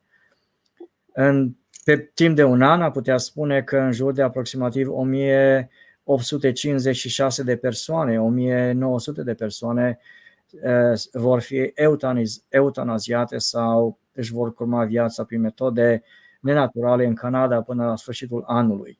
Dacă am extrapolat numărul acesta la scara României, la populația României, ajunge la 8.000 de persoane în România care să se sinucide sau să își curme viața pe an. Dragilor, 8.000 de români. Dacă eutanazia ar fi legală în România, dacă suicidul asistat ar fi legal în România și la această rată care vedem în Canada ar fi aceeași proporție și în România, anual în România și-ar curma viața 8.000 de persoane prin metode nenaturale, dar legale, din nou eutanazie și suicid asistat. L-am întrebat pe domnul profesor cum se explică fenomenul acesta atât de sordid, atât de macabru, dacă vreți, în Canada. Asistăm în Canada la apariția sau la extinderea unei atitudini sau unei culturi antiviață și pro-moarte și, din nefericire, dânsul tinde să agreze cu mine. Dânsul ne spune că, într-adevăr, având în vedere secularizarea rapidă care se produce în Canada și s-a produs în ultimele 2 generații sau cam așa ceva, oamenii devin debusolați din punct de vedere al credinței, din punct de vedere al valorilor. Dânsul a făcut o afirmație care vreau să vă spun și dumneavoastră în limba română. Cei care nu cred în eternitate, natural vor fi inclinați să își curme viața. Deci dacă nu crezi în viață dincolo de moarte, este irelevant să mai, pentru mulți dintre ei este irelevant să trăiești și în acest trup, în această viață fizică pe care Dumnezeu ne-a binecuvântat. Deci dânsul spunea, oamenii sunt dezancorați de realitate, nu mai posedă acele gândiri, acea credință în viață după moarte care este tipică nouă creștinilor noștri și ca atare oamenii când dau peste dificultăți tind să își curme viața, nu mai confruntă viața. De mai mulți ani eutanazia și suicidul asistat sunt legale în Canada și din nefericire la scară națională de la an tot mai multe persoane aleg să se sinucidă sau să fie eutanasiate. Natural, perspectiva creștină pe care dânsul o afirma în comentariul dânsului este îngrijirea paliativă. Dragi români, există posibilități de a pune capăt suferinței oamenilor nu prin curmarea vieții, ci prin metode paliative, fie prin ajutor medical, fie prin asistență medicală și așa mai departe, dar există posibilitatea aceasta de a stopa durerea oamenilor prin metode paliative. Din nefericire, statul occidental, în cazul acesta statul canadian, spunea dânsul, guvernul nu pare să fie interesat în a promova palliative care, adică îngrijirea paliativă, ca alternativă la suicid și la eutanasie în Canada. Dânsul este perplexat, așa sunt și eu, într-o țară care își alocă aproximativ 40% din bugetul național pentru îngrijirea medicală, atât de puțină atenție este alocată aceste îngrijiri paliative. Ultimul punct pe care dânsul l-a făcut este creștinii au atenționat înainte ca eutanazia și suicidul asistat să fie legale în Canada, că legalizarea acestor practici va duce Canada pe o pantă alunecoasă și într-adevăr dânsul spune așa se întâmplă în ziua de astăzi, când persoane tot mai timpurii în viață, s-a ajuns chiar și la adolescenți și la oameni tineri, care nu mai văd speranță, nu au speranță în viitor, nu văd speranță pentru viitor, se simt deprimați, se simt descurajați și ca atare își curmă viața cu ajutorul legii. Dânsul a adus de asemenea în discuție impactul care pandemia și lockdown-urile l-au avut asupra populației din Canada și pe unii i-au cauzat să se sinucidă și așa mai departe și acesta va fi ultimul subiect care îl voi discuta cu domnul profesor în seara aceasta. Professor, I do have a question for you. I just told the public in Romania, in Romanian, that, and you didn't say this, but I say it based upon what I recall. I think that approximately 40% of Canada's national budget is allocated to healthcare. Is that accurate? I would have to check, but it's certainly something in that neighborhood. Because I was making the point, because you made the point that although the Christian perspective on suffering is, look, let's focus on palliative care, and of course we are on the same page. All Christians should be, if you are not. Palliative care, we should invest in that. And I was telling the public, Canada spends about 40% of its national wealth, national income on healthcare or so. And so getting back to you, we are puzzled that even though such a huge amount is allocated to healthcare, why not emphasize palliative care? I also read somewhere a couple of months ago, and we are going to get into the subject of the pandemic and the lockdowns, about Canadian youth, because you said that more and more Canadian youth are also resorting to euthanasia or assisted suicide to end their lives, because like you said, they don't believe in the hereafter, in eternal life. Why not put an end to it now? I read somewhere that approximately 24%, maybe 25% of Canadian youth take pills almost on a daily basis to maintain their ability to cope with reality, with the stress of life, and so on and so forth. So I'm not asking you to confirm or not what I have just said. It's just a prelude to the next subject that I'd like to discuss. If you have anything to comment on this, go ahead. Just very quickly, I have not myself studied this, so I cannot confirm details or give details. But I can say that anecdotally, over the years, the more than 2 decades that I have been teaching at at McGill University,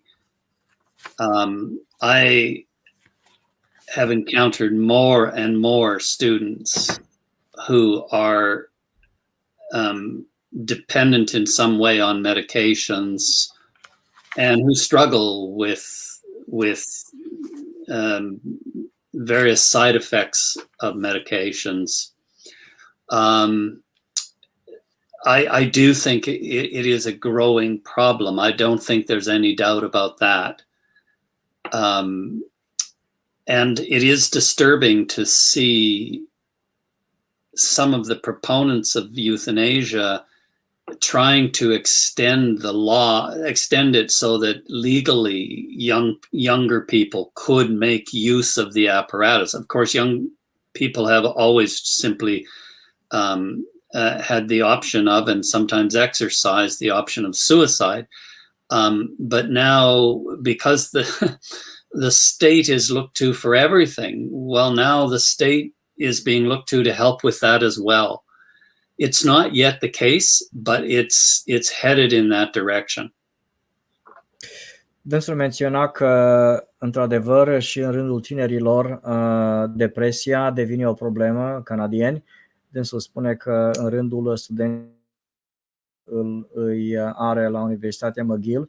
Dânsul observă de fapt această depresie în rândul tinerilor și observă că tot mai mulți tineri sunt dependenți de medicamente pentru a-și menține sau pentru a putea contracara la nivelul minții, la nivelul emoțiilor, la nivelul sănătății mentale, pentru a contracara presiunile vieții și stresul la care sunt supuși.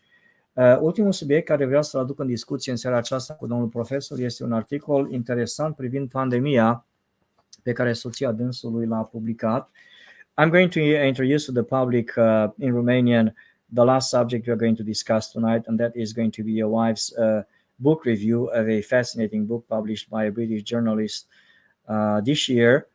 And I'm going to explain to them the topic, and then I'm going to switch back to English, and I would like to ask you to comment on this book and your wife's article.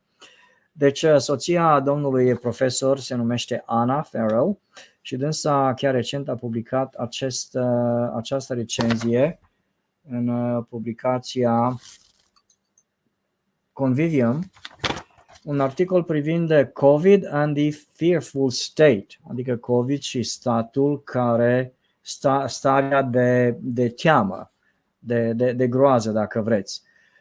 E o problemă cu care ne confruntăm la nivel global și românii se confruntă cu problema aceasta în sensul că statul, mass media caută să pună în mințile noastre această groază, teamă de pandemie, groază care duce la mai mult rău decât la nimic bun, aș putea spune eu. În anul acesta o jurnalistă din Marea Britanie, Laura Dodsworth, a publicat o carte privind impresiile dânsei asupra pandemiei și doamna Farrow, soția domnului profesor, a publicat o recenzie a acestei cărți. Eu am citit-o, vi-o recomand și o să rog pe domnul profesor să ne spună câteva din punctele acestei recenzii și cărți și după aceea vom încheia subiectul din seara aceasta. So, Professor Farrow, if you don't mind, you did send me the link to a very fascinating article, which I have actually read. It's written by your wife, Anna Farrow, and you can tell us a few things about your wife, and maybe she teaches as well. I'm not. She is the executive director of the English-speaking Catholic Church. Yeah, Catholic Church in Quebec. Fascinating. And so she has done a book review of this book published by a British journalist, Laura Dodsworth. And I was actually, what caught my attention was the title of the article, of the book review, COVID and the Fearful State. Indeed, in Romania, a lot of people live in a state of fear, and all over the world, actually. So tell us about this book, about the book review, and what the main points are. Yes, well, I'll do that as briefly as I can. Just take your time. I'm taking notes, and then I will present in Romanian your main points. Right. So Laura Dodsworth's book, State of Fear, among other things, points out and documents the moves made by the British government very much from the beginning of the pandemic and the COVID crisis to organize through the intelligence community and through other instruments at its disposal, teams that would help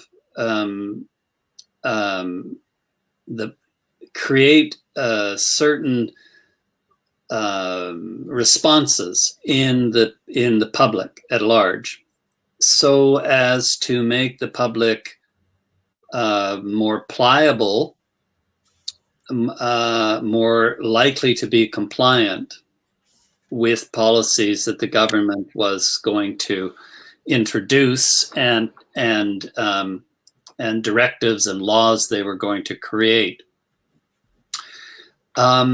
This also was a technique taken up and employed in Canada and other countries. And it does seem that the techniques and these teams of manipulators, not to put too fine a point on it, were charged with among other things, generating fear in the people. I think most of us who are, who have, most of us are quite aware that this past 18 months has been in the media and in many contexts nonstop messages of fear, and have asked ourselves why. Why is this? We are dealing with a virus which has a rate of destruction of human life or impairment of human life that is not much beyond a serious seasonal flu. It's a serious virus, but it's nothing like some of those things we talked about earlier, from the past century. It's nothing like the Spanish flu. It's nothing like smallpox. It's nothing like those really major killers. And more than that, its main effect has been on people who were very near the end of life. So in Canada, the average person who has died with COVID, I won't even say from COVID, although some cases, of course, that was true, was 85 years old. So it's not really a frightfully new phenomenon that we're dealing with here. We've always had serious seasonal flus over a short cycle of years that have tended to take the frail, the elderly, and people with comorbidities. And that's what COVID is also doing, admittedly, doing at a level that would match the more serious flus, but not match anything even remotely like, say, the Spanish flu or those really, really, really serious ones. Orders of magnitude smaller in its effects. So why have we generated 18 months of nonstop fear-mongering and used that to make people compliant so that they will accept things we never did before, like locking down whole countries for months at a time? Why is that happening? That's the kind of question that we all, I think, should be asking. And Laura Dodsworth doesn't try to answer the why question. She just describes how the government was actually working to encourage that kind of response. I myself, with my wife and others, have been trying to answer the why question. Some answers seem to me very obvious. There's an enormous amount of money to be made from selling vaccines, and selling the kind of vaccine that is not the old kind we're used to, with a bit of an, weakened or inert virus, but rather gene therapy treatments that teach your body to mimic the virus. This is something that means that you don't just take your vaccine once and then you're done. It means you have to take it twice. In Israel, they're a little ahead of us. They're now, some of them, on their 4th dose. In Canada, the Prime Minister ordered 400 million doses, or including the options. They're not all already ordered, but that's 10 for every Canadian. We've never ever responded to a virus like that before. The most major one in my lifetime probably was the Hong Kong flu when I was a young person, and most of us paid no attention to it at all. Like, it did kill a lot of elderly and sick people, and even some who weren't. But we just carried on. We never did anything like this. So again, the question, why are we doing it now? And I think people need to ask that question. One part of the answer is, well, because we've been encouraged to do it by special op teams set up by our own governments that work with the media and drum up a lot of fear, so that when we're told we must lock down, we will lock down. And when we're told the only way out of lockdown is to take these so-called vaccinations, we're more likely to do it. And, there have been a lot of very serious adverse effects and deaths as a result of these treatments. So there are a lot of very hard questions that are going to have to be answered, questions to do with, I fear, criminal activity, not just financial greed. But those are very large things. We can't possibly solve that here. But she was exploring one aspect of this that Laura Dodsworth had brought to people's attention. I've been trying to explore some other aspects of it, and to wrap up what I'm saying just at the moment and bring it, to bear on the conversation we've already been having. It seems to me that that people are susceptible to this kind of manipulation because they have developed this tremendous psychological need for safety and security. And that makes them vulnerable to people who play on that need for their own advantage and their own gain. Why do they feel that? Why do they feel this tremendous need to be safe?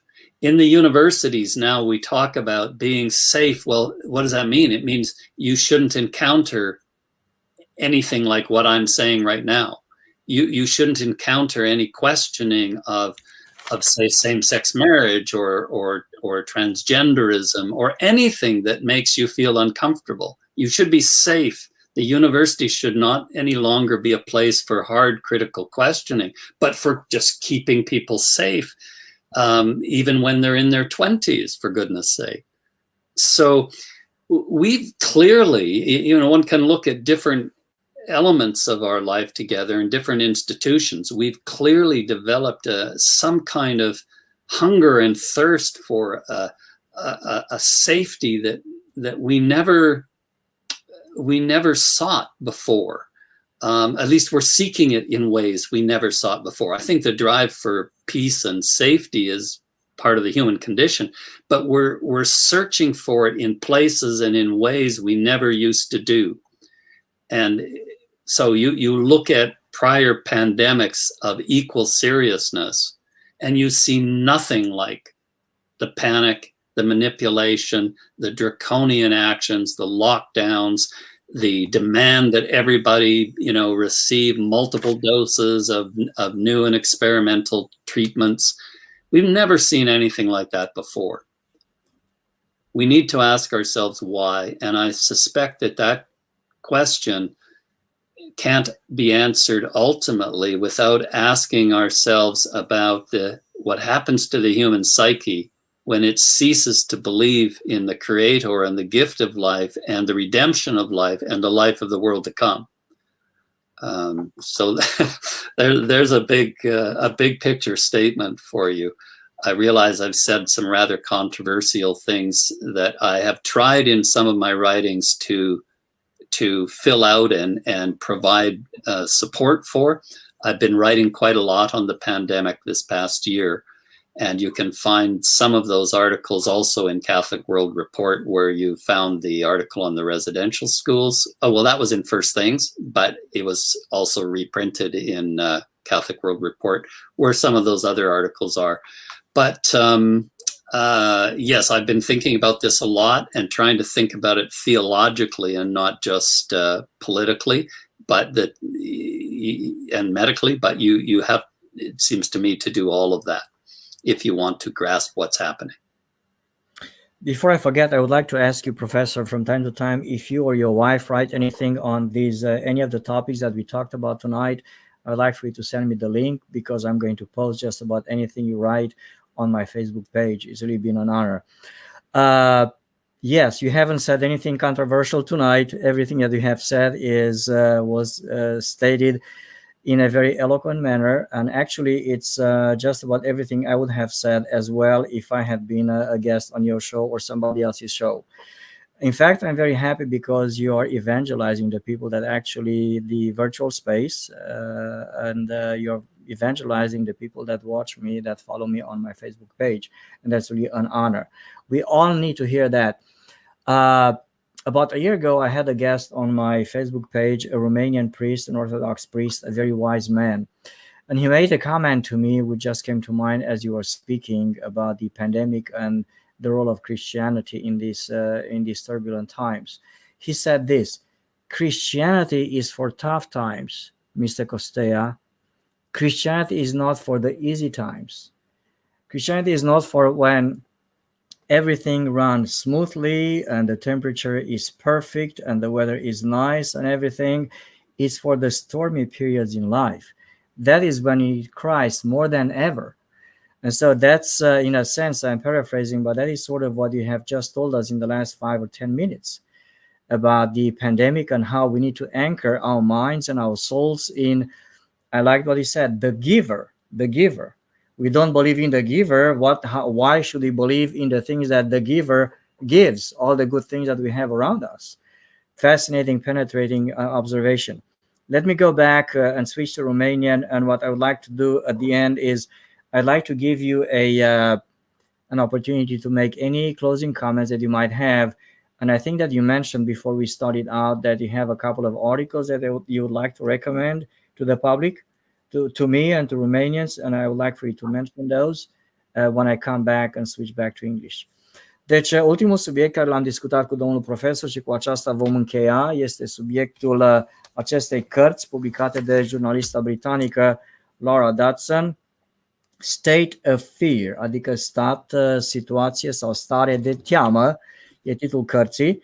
Și această jurnalistă a scris o carte care ar putea fi scrisă de oricare jurnalist din România, și dacă cineva ne urmărește din sfera jurnalismului din România, vă încurajez, dragi, mai ales tineri, cei care doriți să vă faceți un nume, v-aș recomanda să scrieți o carte similară în limba română privind aspectele pandemiei din România, modul în care statul din România a pus într-un sens panică în noi, în cetățenii țării, teamă, frică, teamă de pandemie, teamă de acest virus și modul în care majoritatea dintre noi, din nefericire, am acceptat această stare de frică, de groază și am devenit subiecți obedienți ai statului român.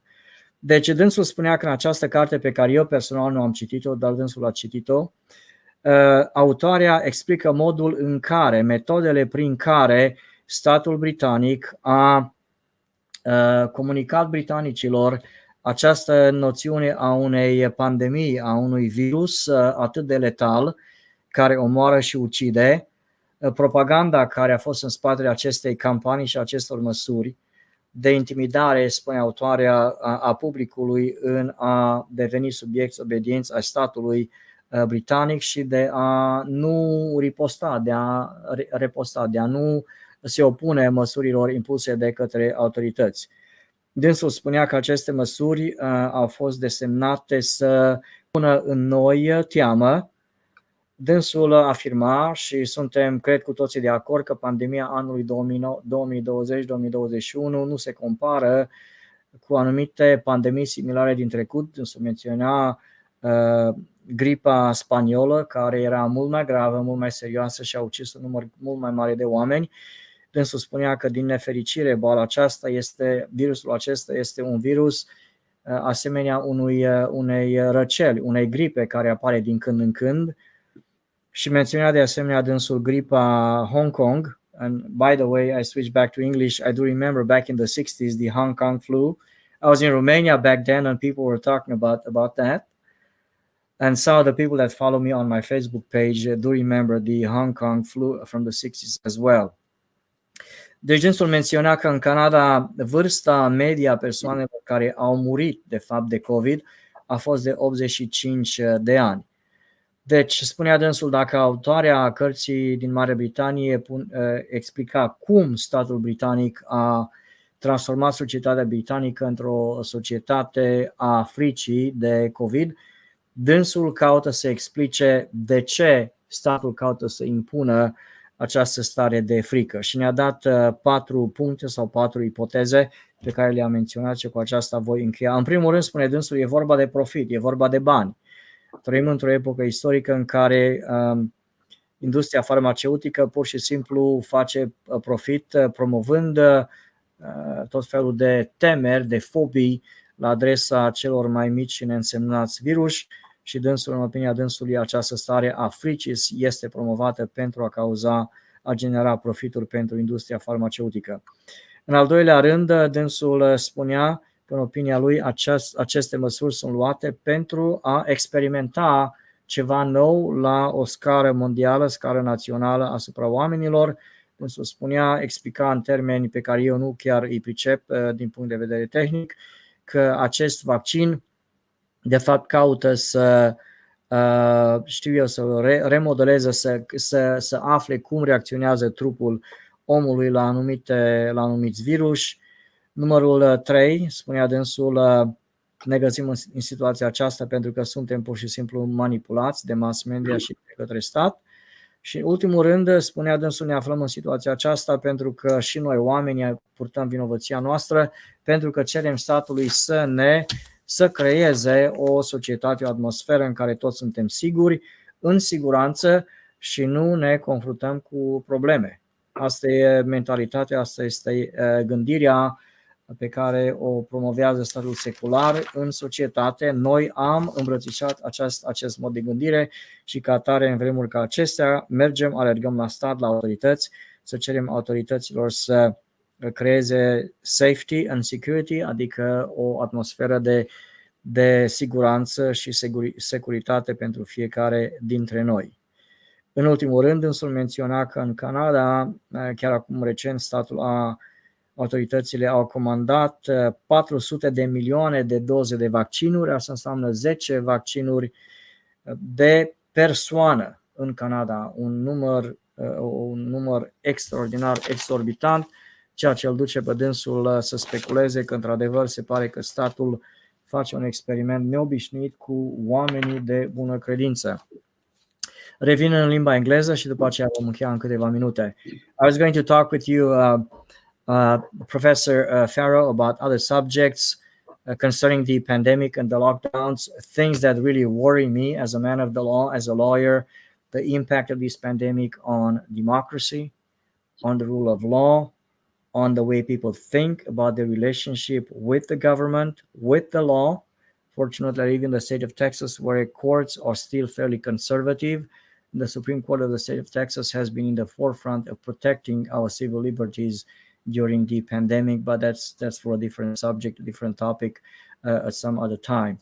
So as I have said about 5 minutes ago, I'd like to give you the opportunity to make some closing statements, remarks, maybe recommend a couple of articles, and it's already late in Romania. Yeah. And we'll have to end. Well, some people among your audience may be interested in another of the pieces I did for First Things, which is called The Secret of the Seculum, that is, the secret of the age. That was an article from last year, from 2020, based on an address I gave in Washington just when this pandemic business hit. And people may find that helpful. I hope so. I'm also currently working on an article called "The Emerging Nova Huta." That is, it's about the way in which the pandemic is being used to further the goal of having a society in which they're basically, the churches are all fully domesticated, and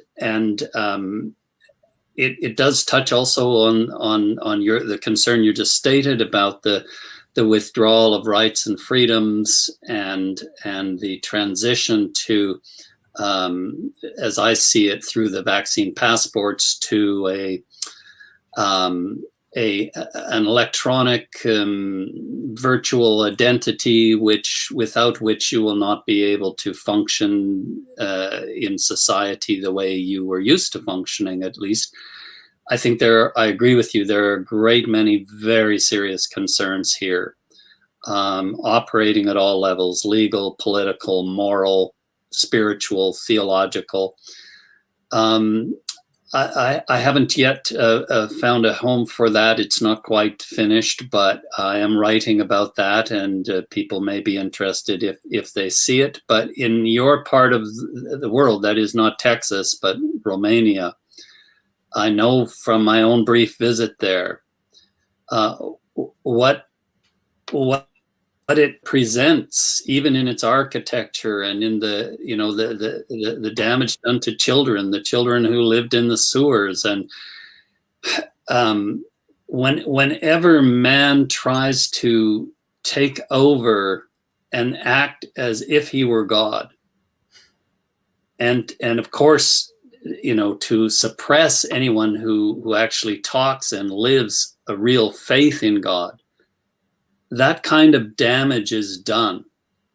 And I do worry that the lessons that came out of this past century from Europe have not been learned, and that between pressures from the communist realms that still exists in China and new Western pressures in the same direction, that we are suffering a kind of serious pincer movement that is trying to crush the faith and the civilization that we inherited, and that we have some responsibility to preserve in spite of that pressure.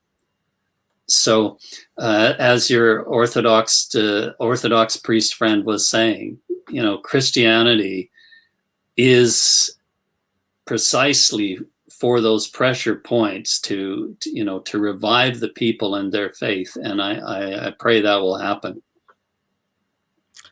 Professor Farrow, what can I say? I thank you very much. I'm really honored. In fact, I would like to, maybe in a couple of months, 6 months down the road, I'm going to read. I have spotted in First Things this article, Secret of the Age. I have not actually read. I think it was one of the long reads, if I'm not mistaken. But I will look it up. I will read it. And once you start publishing again, on the subject of the intersection of Christianity, the pandemic, the lockdowns, democracy, human rights, economy, politics, subjects which fascinate me as well. I would like, with my respectful request, that hopefully you can honor us again with your presence on my Facebook page. I've got to confess to you, I'm really interested in all of these subjects, but my first priority in life is the law and my clients. And I have a lot of clients, and when I have 5-10 minutes or so at my disposal, I will delve into the intellectual world. That is really a great passion to me, and it's always fascinating to have conversations with you on some of these topics. People from all over the world are thanking you. I'm seeing a comment from Norway right now. People are raising their hands saying thank you to you, Professor. We appreciate you. And again, we hope to have another conversation with you maybe late in the year, maybe next year. And feel free, anytime you publish something or your wife, send me the link, and I will post everything on my Facebook page. And again, we thank you very much. Honored to have you, and good night, everyone. It was an honor, as I said, for me to go to Romania in '96, and it's been an honor to be on your show. And I hope that some of what we did will indeed prove useful to the people listening. And may God bless and strengthen them and you. Okay, thank you again very much, Professor. Good night to you, and everyone. Vă spunem tuturor noapte bună, la revedere. Sper să ne vedem într-o săptămână. Noapte bună. Good night. Good night.